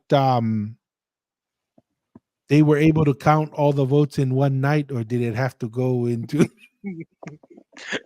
I'm just wondering. I mean, did this have to go like to multiple days? Yeah. Was this Kukui not voting or Yeah. paper ballots? I'm trying to, I'm just trying to see River Rock. I don't know. I mean, it's kind of interesting that I mean, it's an interesting idea. I think there's some components in there that seem kind of true, but then there's others. I'm just like, well, how would you organize that? How Yeah, would you, I think it could. I think he's maybe this is just my opinion. it could have been like more of a Tongan thing of a social gathering of certain families having a kava, exchanging ideas. But I don't know if it was a central Government, like a government, yeah. political decision to And do that's that. what I'm 'Cause kind of yeah, getting to. Yeah. yeah, yeah. You know, it, That's my thoughts on that. But yeah, it's just like the village having a kava ceremony yeah, and said, hey, yeah, go up to that village, you represent us, talk to them. I don't know. yeah. Interesting. Uh, Interesting. Let's see. These guys, I don't know. These guys are debating whether he's laying down or sitting up.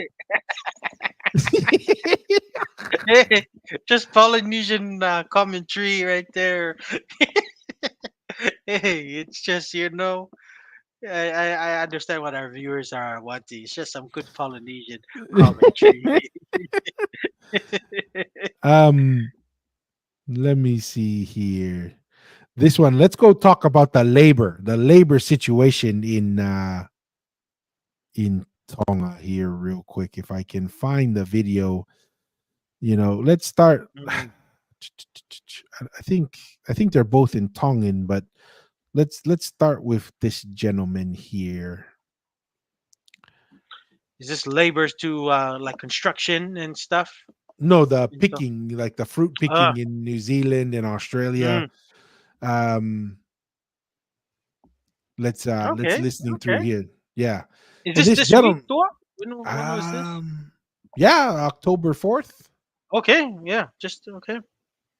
So kind of interesting. I thought I was when I first listened to it, I thought I'd be thinking one way, but the more I thought about it, kind of some interesting things to discuss on this perception. So basically, there's pushback now about going to this fruit picking, going overseas, and whether it's Yeah, actually a positive or a negative impact on the yeah, Tongan economy overall. yeah. So let's listen through it here real quick.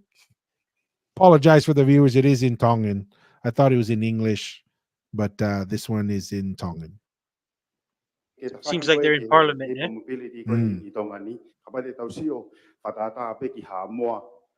O hange ha moa ia o CV e ka walu ke tori I he naulawa ko sio ko ke whakahu ke retirement ni.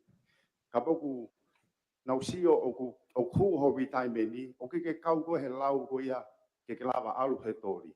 Ai mahino o kwa ho ngawe o whakahu ke retirement ni. Ne lave e ki minister ko uinga ai tori ke sio ke mau ngawe a kakai ko ke na mau ngawe.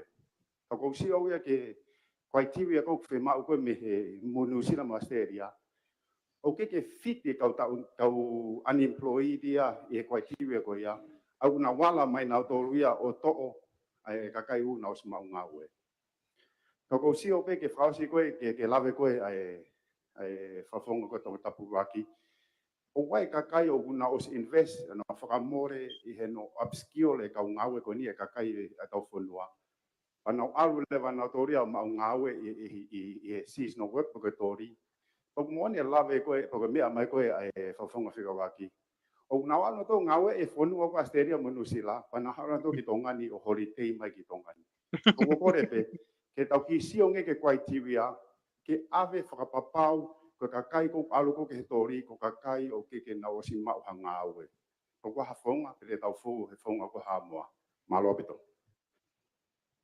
What's your thoughts? What's your thoughts, Tua? Yeah. So there's two things that I really kind of think about is what's the driver behind this, right?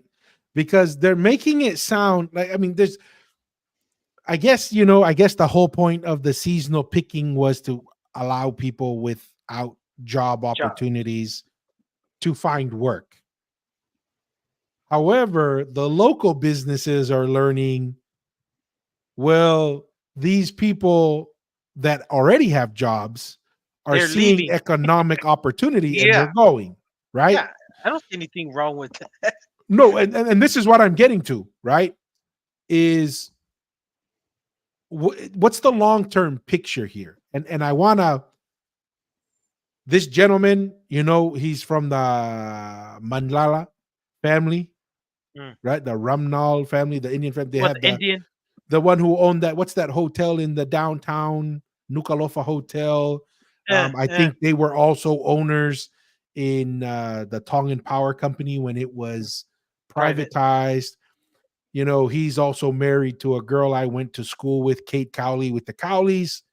Mm. So these are families. When he says there are people who have invested in people, what he's saying is my family and the families around me. And my in-laws. Yes, we've invested in people and upskilled them.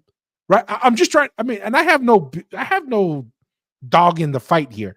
I've just been thinking about this now that I've heard the arguments.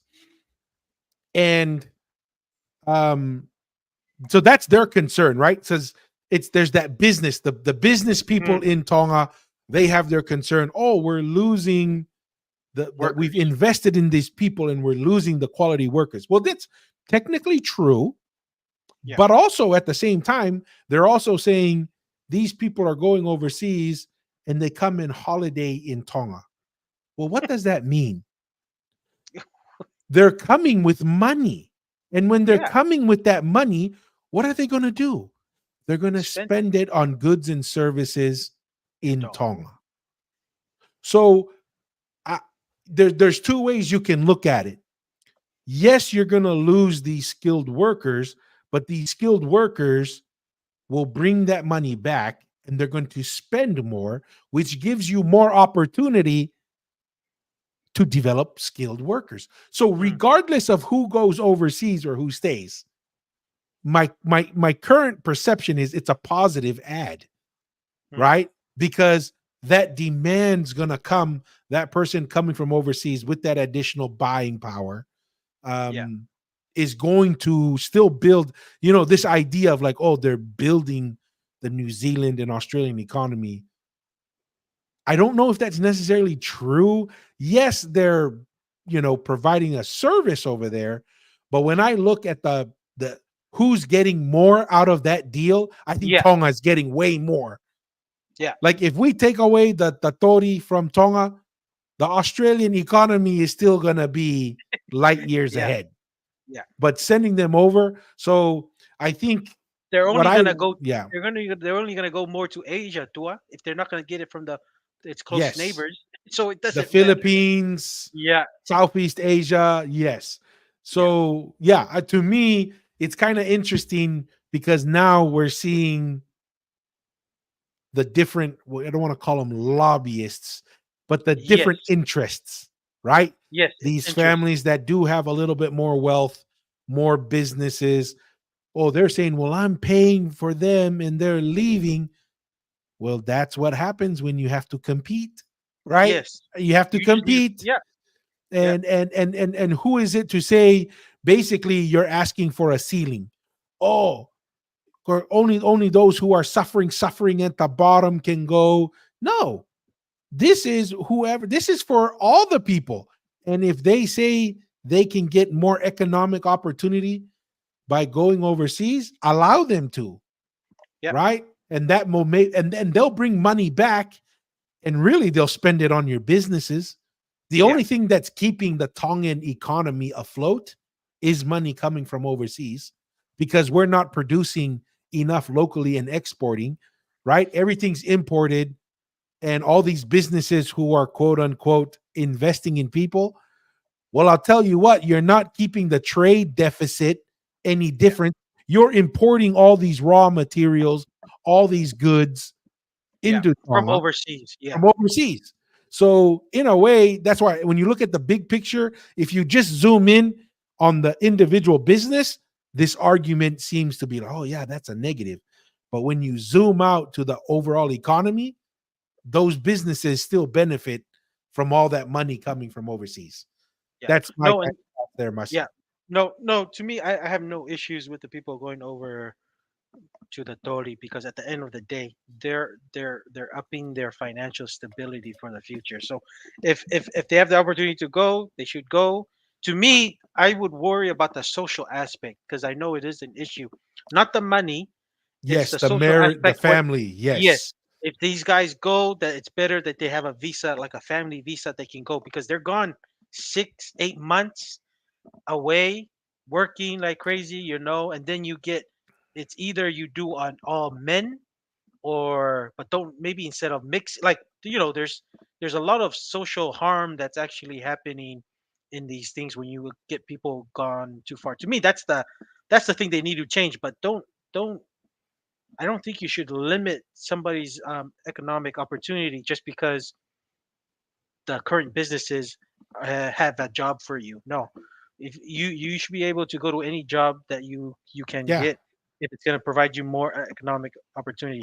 To me, it's the social harm that you're probably causing to families, because at the end of the day, your your village and the national health of a society, of the country, can be affected long term. So to me, that should be considered a little bit more. If somebody does go, especially when they're gone, if they're gone 2, 3 months, maybe that's, you can think. But The six some of months the and more is, yeah. 6 months or more, like, you try to do a family visa, government can support. If you can't get the family visa for whatever reason, maybe they don't meet that criteria, I think that should be an The important factor. deciding But like, factor. Yeah. deciding factor. But like what you said, Dua, these guys, I'm a fan of the Tongatapu Uluwaki, but he's also a business guy too. And it's the businesses guys that are getting affected with Interests. not interest, Yeah. that are being affected, that people are leaving their workplaces, going searching for a better opportunity. So to me, it's either you need to maybe have some benefits to maybe keep the workers there. Maybe it doesn't have to be, maybe pay or whatever. Maybe not even have to be paid. Maybe better working conditions, or maybe add more paid break or paid Holiday. holiday. Yeah. You gotta like what you said. It's a competition.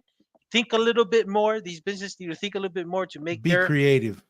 make their employment more attractive, because it's not easy. It's not easy going to, I'm thinking like one of these farm places, Napier, New Zealand, um, sitting in a tree farm or pumpkin farm for 6 months, and you only go to town maybe once every 2 weeks. Like, that's still a hard life to live all the way out there. Than if you can try to keep their workers in Tonga with their families and still make it somewhat competitive.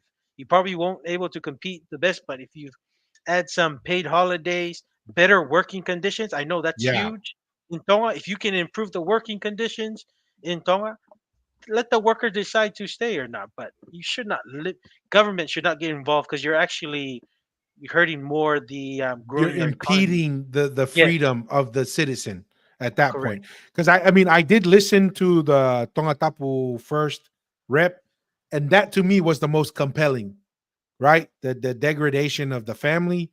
Yes, Yes, that's that to me, that's that the should most powerful position to take. yes, I agree. This whole I invested in upskilled Shana. If they go overseas, they're gonna get upskilled 10 times more, learning at a farm how to Yes, be efficient, drive equipment, yeah, organize labor. They're gonna learn a whole lot more there than they probably gonna learn at your little Farikoloa yeah, and how to and the upskills that they're talking about, that's not, they're not talking about rocket science. Trust me, you can upskill a lot of people. You're yeah, just saying it's inconvenient and you have to come to compete. um yeah, so yeah, but yeah. We're interesting. alignment there. Yeah, Yeah. interesting. It's good to I know we've been affected as a family, because I know our older brother in Tonga was building his house and doing stuff. Even up to now, it's still hard to find some Some labor, laborers, skilled labor. laborers. But it's just part of those things. Maybe we just need to make it more attractive, somewhat. But at the end of Yeah. the day, you should not limit other people's opportunity. They're gonna find something else. and So and we've been this is, affected. We've been yes. affected with the shortage. Well, and this is not anything new. I mean, I'm in the solar utility solar here in the US. Mm, That's a challenge. Finding mm, skilled labor is a challenge. There's a shortage of electricians, a mm, shortage of skilled labor. That's just the nature of the free market, yeah. right? Mm. So, to end the night here, we're coming up on the third hour. What I would like to do, it is a little bit of a maybe that one's too long. I don't care, man. We're 7-0. We're gonna watch all 17 minutes of this highlight here. Let's go. Let's Since we go. didn't get to watch the game. But we'll end it with this exciting times. And as we all agreed, Masi's a genius. Right? So look at that. I mean, this is what I'm talking about, man. Like Provo hasn't been so highlighted in Utah so much as it's been the last couple of years with BYU football, Salt Lake, Park City. I mean, Utah it's getting a lot of love. It's getting a lot of love. So let's see what this looks like. Conference on ESPN from gorgeous Provo, Utah, the foothills of the Wasatch Mountains, and the stunning vista that is Cougar Tail Stadium. They've got their Cougar. I'm not a fan personally of it, but you know. Yeah, fans here ready I'm to not a watch huge an donut undefeated fan playoff overall. contender, okay. BYU. Oklahoma State coming off a bye, looking to right its season in Provo, Ooh, Utah. look at that. Number one. Beautiful. How is Iowa State ranked higher than us? Come on. No, and that's what people have been saying. BYU is the only one that has top 25 wins than anybody else. They're it's just perception. You know, people are not willing to do their homework. They just see, oh, BYU is relatively new. So, but BYU being SMU and Kansas State, and they're currently in the top 25.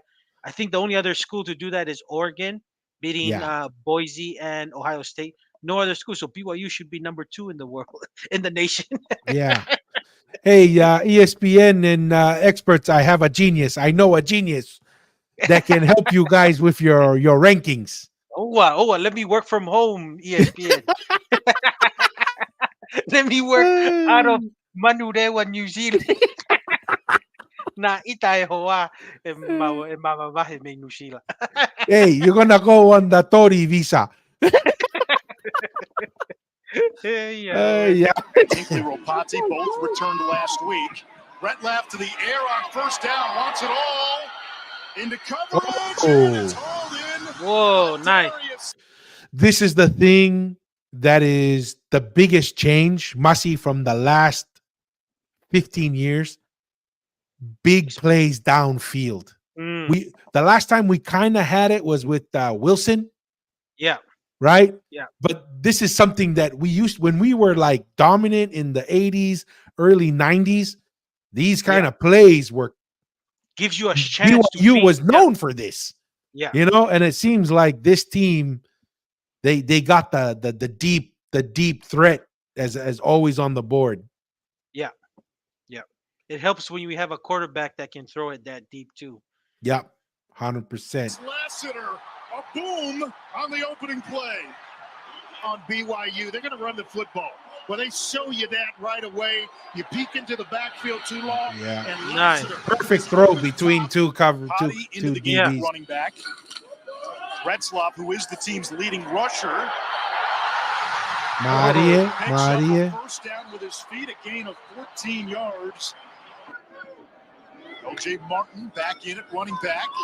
Retzlaff, quarterback, keeper. Nice. Touchdown, BYU. Relatively easy. Scrappy. Yeah. And it helps when BYU doesn't have a superstar. Everyone is playing just well. Yeah. Position. Jake Retzlaff, they're not afraid to run him. This is a designed quarterback run that opened up for him, puts BYU up 7-0. We just suspend the honor code for a little bit. Some accuracy and get him back in the. Yeah, what Bears? Heavy stack on the right side, and Gordon has room to run. He hasn't seen this much daylight. Hey, Waterbirds, especially with what's been going on recently, I think that's still a good thing to get the tattoos as a kid. Excellent.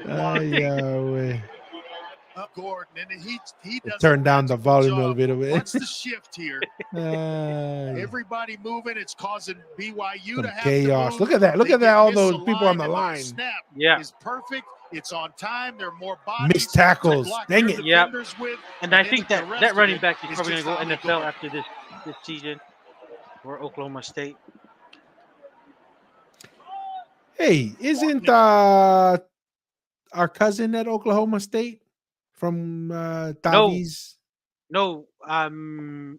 Arizona State. He Oh, he went. switched last minute. Yo, he Oh, he switched and switched he last minute. last minute because Hmm. he did commit to thing, and I think during signing day he switched last minute and committed to Arizona Ah, State. So he's must there. have been some NIL Oh, influence. hey, when you play in this sport, you just never know when your time is up, Yeah, you and got you to kind take of that. You got yeah, to take it. Yeah. yeah. Again, can't turn the corner. Terrific play. Excellent in space by Cale Smith. That's where they're going with the football. I fake it to Gordon. Rangel Wow. running laterally and chased Wow. behind Jack That Kelly. defense is good, man. Yeah, Step yeah. through or throw through. With the amount of turnovers they had throughout, the defense kept them in the game. Kept them in the game. Man, do you think we're gonna be able to keep this guy? Jay Hill, is that his name? It's gonna come at a cost because when you're in the top 25 for total defense in the nation, those other People are programs. knocking on the door. Eo, Yeah. I feel like if BYU can be somewhat competitive, and I think he's enjoyed, especially he had his heart issue, and BYU kind of took care of him. Kalani Less stepped up and took stress. Yeah. took over his job for that first game and kind of made things easy. I mean, and what That goes a long Provo way. Yeah. and the thing is about Provo, which is I think is better than Salt Lake after visiting. Provo is relatively not that much homeless. It's a relatively safe place. You can't get that. You can't. Salt Lake. My shit. When I was there the last time, the amount of homeless and crime is there. You can just see it. It's like it's full Govia Pito. So I think there's some good selling points with Provo, Mm. Utah, and if they can be somewhat competitive, I think yeah. All right. All right. All right. Just spins it out. Dude, he can launch that thing. Lassiter like that for a first down at the And that 25. Uri kid, number 5, he's doing really well. Yeah, it's a great year for him. Yeah, way. Trick plays worked for us a few times. It obviously didn't work here. It bit us in the butt this one. Parker Robertson, the former walk-on. And BYU turns it over. And this crowd did not love that call from the BYU offense. Yeah, he should have just ran it. Yeah. BYU brings pressure. Rangel, Oh. Tanner Wall threading the sideline. Oh, almost get there.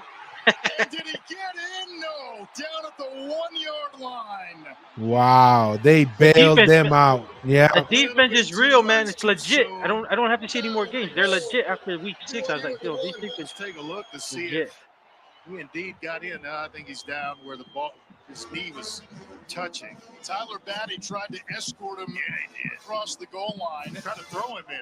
And that's 2 weeks in a row where Wall's at 3. Not bad. Sneak here, maybe. Instead, it's Ldks. So, and a touchdown. So not only they get the ball back, but they score on it. Yeah. And they punch it in. Well, the formation was such that it looked like they were trying to spread Oklahoma State out. Instead, they were going to bring Martin in motion, getting an escort towards the end zone, gets him down to the 1, and then L.J. Martin puts it in. Think we'll break top 10 next week. See big plays. Hopefully gets a couple losses. Yeah. Wide open. I think top 10 will be good, but maybe 11 for sure. BYU crowding the line of We're going to need some upsets if we're going to break top 10. Yeah. Has an open man in the flat. Oh. Yeah, he's NFL. I'm telling you, man. This guy's NFL. Gordon. I was actually surprised he's still stuck around. Garrett Rangel. Where do you go? Where's your blitz beater? Everybody's inside. You get Jack Kelly with his feet flat on the ground. And Ollie Gordon is out leveraged. Number 10, already. A for effort. Just a heck of a play going over the top. Lassiter, who's been a big play guy tonight, in the slot. Retzloff with room to run. That's what you want, man. If you don't see it, let it. Mariette. This guy's been surprisingly really good in the run, man. I just love the courage of this young man. Now you're not looking to get down or slide or. The thing is like he's pretty fast. He doesn't look like he's super fast, but I just like the way he's obviously spinning it pretty now, fast. Clark. The I mean, that ball's running coming by out of his people. hands with some velocity. He's been playing with confidence. Chased here. Oh. Pressure by Ezekbo, Oklahoma I State. like the confidence, but Black tough throw. come up with the interception. Corey Black, the veteran, career interception. Praising him, and he just held on to it a little too long. That one should have gone out of bounds. Come back on the next play.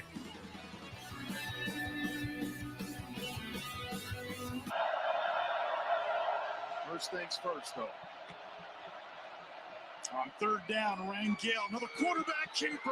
Oh my goodness. Oh, they caught him. That's what happens when you play man and you bring the blitz and they break one out. Nobody's got the QB. Yeah. Wall saved a touchdown. And you've got Tyler Batty, who's just crashing inside. He's going to crash down inside. And that just gives Rangel all he needs in terms of turf in which to break a big play. Well, I tell you what, here's what happened at the tail end of the play.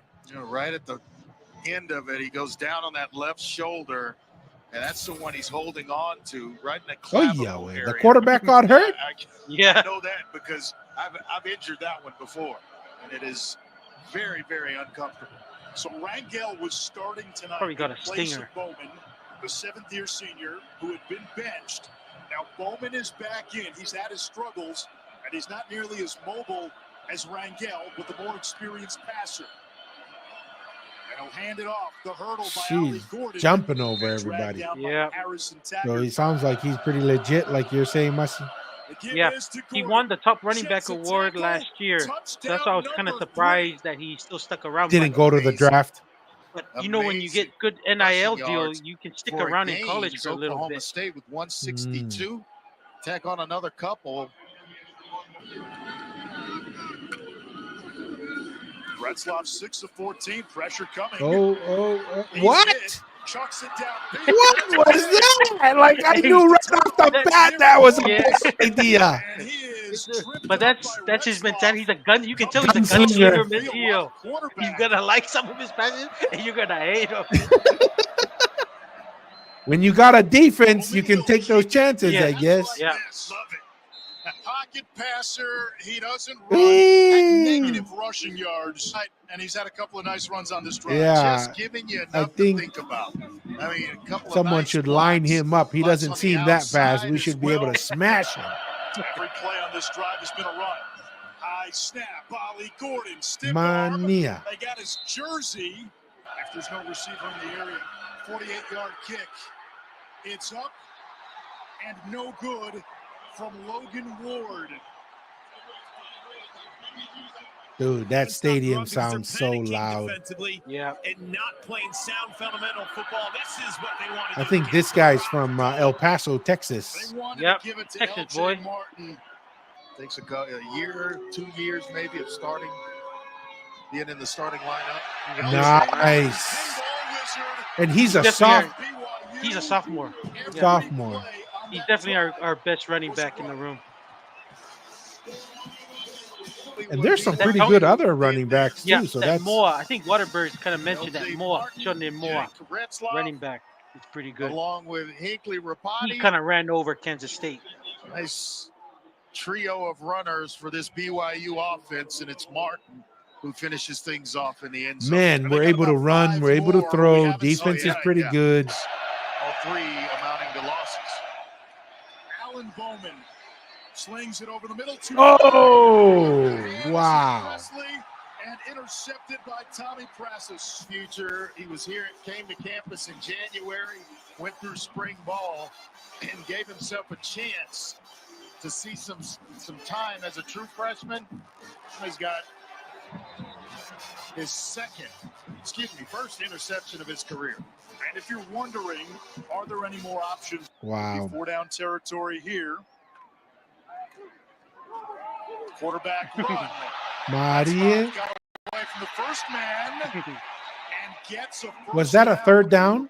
3rd and 5. Yeah, he got the first down. They're going to need him if Good quarterback can run and throw. attempt of the third quarter for Wow, BYU. that's a touchdown. That was a nice throw. And the touchdown, Retzloff to Keelan What the heck is that celebration? running plays to open the quarter for BYU. One of the new hip hop songs we don't know to us. That's one of the guys with the tattoos that Water Bears was talking about. Oh, his foot's out. Is that foot out? Check to see if his foot was indeed in bounds to finish Ooh, this it's run. close. But, Close. man, what a heck of a I still job see some green. by I Retzloff don't know if that's timing off his that thing cleats. up and getting the ball in his receiver's hands. Ooh. That Play is looked it's at still a by little the green, replay booth, and but it looks out. I don't know. That looks close. Remember, ruling on the field was touchdown, so you needed So maybe not enough clear evidence. to overturn the call. Oh, it looks like they gave it to him. Seventh-year senior, hands to the true freshman. And there goes Rodney Fields, providing a spark and a burst, and he might have if Ollie Gordon can't come back. You're absolutely right. And Oh, the running back got hurt? Springfield, Jake Springfield. Because they're saying the Gordon guy is out, might not be back. His first action in quite some time opened up a nice hole. Being a running back, that's tough, man. Second and 10. Yeah. Backwards pass. It comes back to Bowman. He's got a convoy. Bowman, the showman, is Oklahoma State stole that play from BYU. BYU has run that play a couple of times. Oh, good medicine. Excellent job of selling it. Dude, that quarterback runs like he's a Peyton Manning. Yeah. The trickery there, Anish.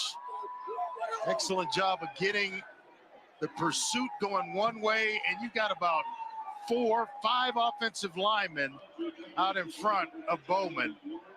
And it was close. Looks like he stepped out. Does that one there bounds? Oh, he's still in the there. Left one for Yeah. me. I think there's still enough green. He got. I think he got it. He's in. He's in. And He hit the pylon before his other foot went out. Rejoins Retzloff. No motions out. Oh, jeez. Nice. That's always been the guy. When you need a first down, third down, go to him. Chase Roberts. Heavy set here for BYU with 2 tight ends. And Erickson another in motion. Hottie plunges forward for a first down. Maria. And this one gives BYU a 31-28 lead with less than 9:40 to go in regulation. It's already across his face pretty much. Now Ollie Gordon. BYU rushes 3. Quick throw. Josh Ford, the tight end, looks to be a hair short. Don't like the formation. Fourth and they went for it. Yep. Oh. No way. That looks short. Barely look, but look at that. The refs I don't know how they saw that. That's crazy. Let's go back on that. That looks short, man. Yeah. The refs really gave them that very good spot. And it looks to be enough. This is going to be close. I don't know. Line judge. I don't like the formation already, Anish.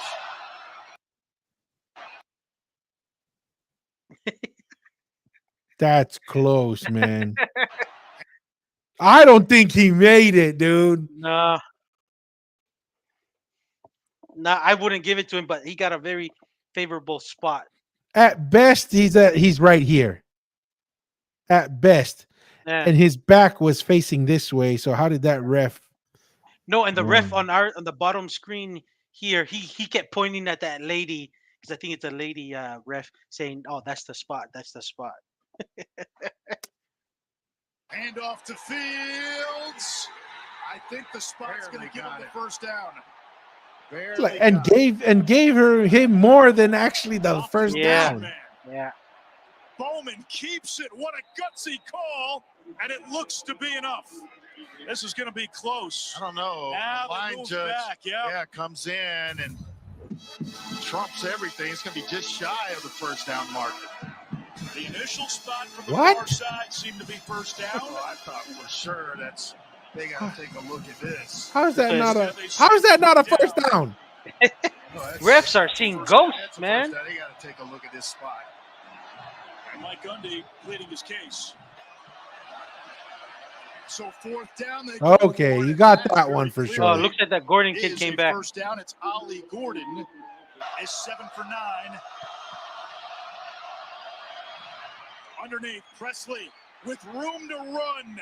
Brennan Rip Presley. the ball out, guys.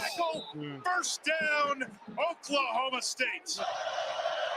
Presley again, the motion man. The fake. Presley. Oh, in the jeez. flat, gets free. Oklahoma State takes the lead. What a play by Presley.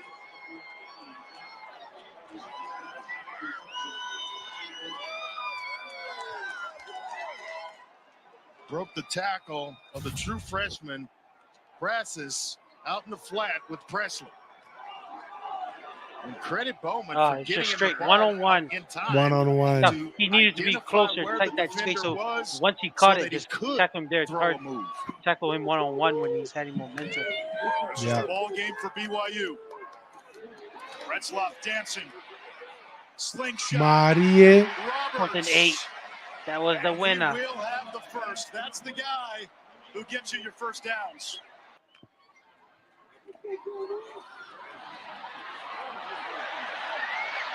Retzloff rolling. Wow. Dude, Marie Retzlaff. Yeah. Marie, Jewish man. A Jewish manna is happening. Happy feet. Wow. Look at that. Right in the pocket. Wow. Number 5. What a game. Yeah. What 10 a game.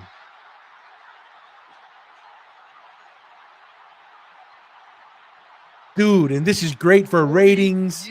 This is exciting stuff. Won its first and only national championship. How can you not say BYU's not for real after that? Usually, typical BYU, you got minutes. They would have maybe, folded on that. Yeah. Things are lining up for BYU. Holding coverage with his eyes.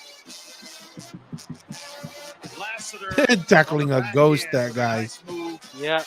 No, that number 5 is a good player, man. Is he like a senior? Because he's been with us for a while. Yeah, this is last year. Couldn't get him down. Neither could Lyric Rawls. And right over Parker. 1, Money. 2, 3.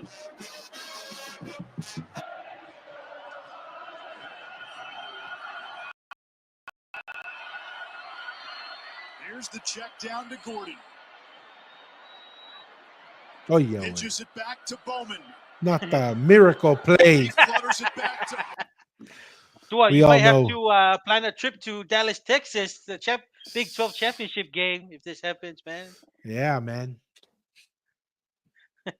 That was awesome. That was awesome. I'm excited. Good for Kalani. Good for us. Yeah. Good for Polynesians. Good for BYU. I mean, Yep. so many positives there. Hey, nothing worse than playing in front of 60,000 sober Mormons. Hey, not if Steve Sarkisian's at the game. Yeah.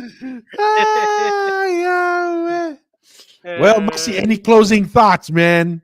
No. What? Oh, one more video. One more. But go ahead. Any thoughts on the game? But this one we gotta watch. We gotta watch this last one to close. No, I'm excited for BYU, especially for Kalani Sitake. He's definitely got his team hyped up for every game. They seem to play as a unit, and they're just all in. And I feel like it seems like expectation is Big 12 High. championship Yeah. and playoffs. So, and once you get to the playoff, it's just one game. Anything can happen. One game at a time. So I'm excited. I'm excited for BYU being 7-0. More excited for Kalani Sitake to do well, and it's good for all Polynesians. So hey, we should send that Kalani Sitake it doesn't have a high IQ to those Australian supporters that Yeah. because No, see, and that's the thing. Yeah. he's functioning a multi $1 million operation at BYU and preparing players for each week.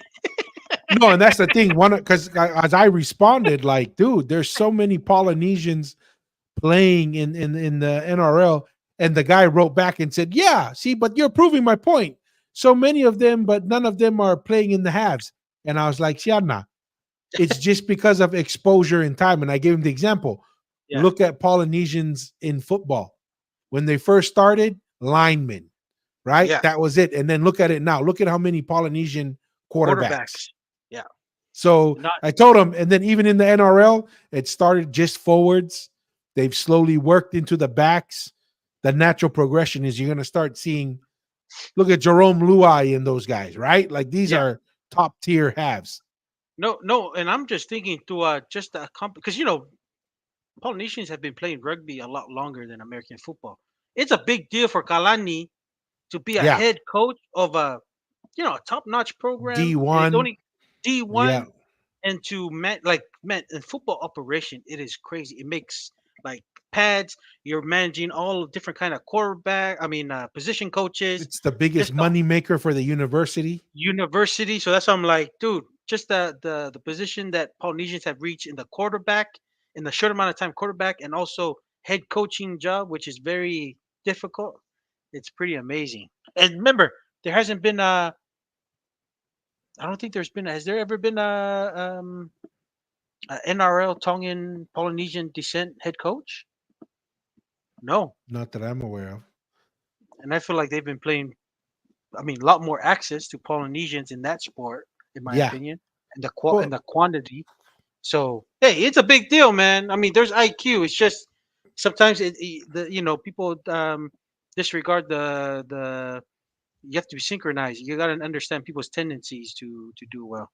So yeah, no, 100%. So this video right here is a video. Hopefully, it shows it because I didn't vet it, but it's supposed to show the rocket being caught. Okay. Oh, Elon Musk's rocket. Elon Musk's. I almost did a Elon Smollett. I've been listening too much to Water Bears. Spacecraft blasted off today, headed towards Jupiter's moon Europa. The SpaceX Falcon Heavy rocket propelled NASA's Europa Clipper on a 5.5-year mission to explore Jupiter's moon to see if it can support life. Today's launch followed a spectacular SpaceX test flight Sunday, where the landing was more impressive than the blastoff. CBS's Mark Strassman has more. With high drama and high risk, the world's largest, most powerful rocket did something extraordinary. Minutes after launching its uncrewed Super Heavy Starship rocket, SpaceX returned its booster stage back to the launch pad in Boca Chica, Texas. That's crazy. Here's how. Look at by plucking it out of the sky using giant metal arms called chopsticks. The 5th test flight is part of SpaceX's race to develop reusable rocketry for interplanetary travel.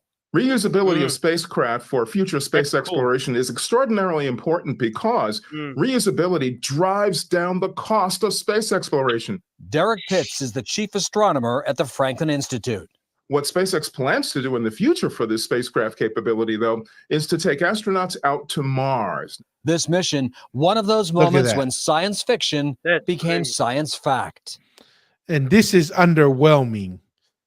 Come on, that's pretty weak. We got to find one like that shows it, because when it shows it dropping like at the speed that it's coming in on, that's what makes it impressive. And the videos they showed were a little underwhelming.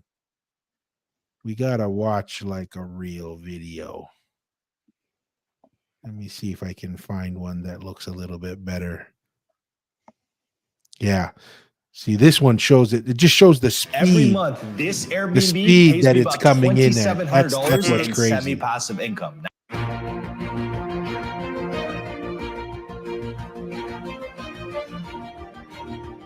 Is this kind of the whole thing? It launches off. Yeah. Separate.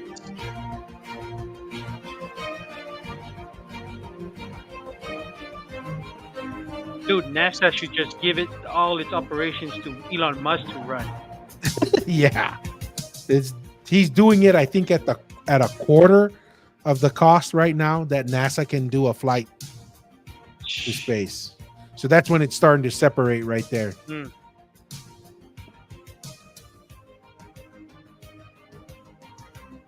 Look at the speed this thing's coming in on.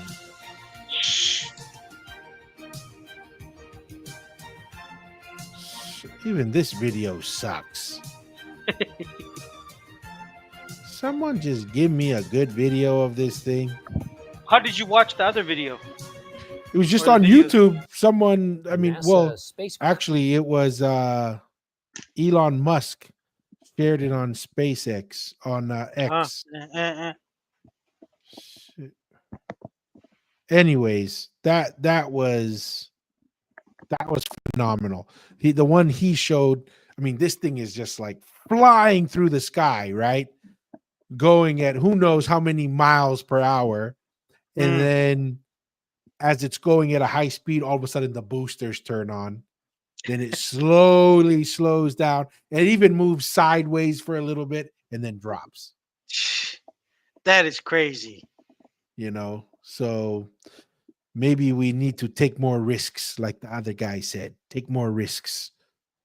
Hey, man. But closing thoughts, Mr. Ateharoa. No, I enjoyed our conversations today, Dua, at the especially with the various topics we've talked about. I enjoyed it. I enjoyed our viewers' interaction. Malo, appreciate you guys' support and views. We're working on some interviews and stuff with some other folks, and at the same time, just discuss contemporary current events and also Polynesian history. We enjoy it, and yeah, thank you, Dua, for the opportunity. Malo. Masi, appreciate your time. Want to thank all the viewers and the listeners here. It's been a pretty interesting 2-3 weeks.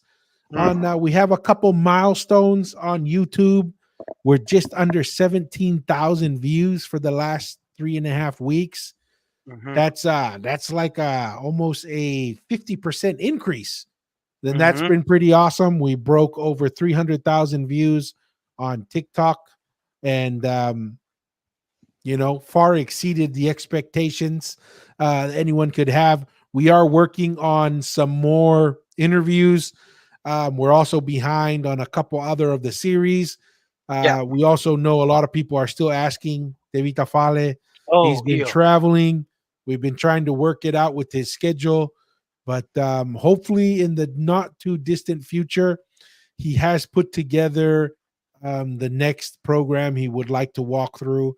So it's just a matter of coordinating the schedule with his traveling. I know he's in Hawaii, then he's going to go to New Zealand, and then maybe Tonga. So we're trying to work out that schedule. You had something to say, Masi? Yes, just some update with that. So David Tafale will be in Utah next week sometime. So hopefully when he's in Utah with visiting some of his kids there, that we can shoot. Shoot a episode. So he's gonna be in Utah and then come to New Zealand from Hawaii. So 10-4. With that being said, as we always close, we say, you know what? Stay curious, ask bold questions, and let the truth take you wherever it will take you. And until next time, peace. Peace.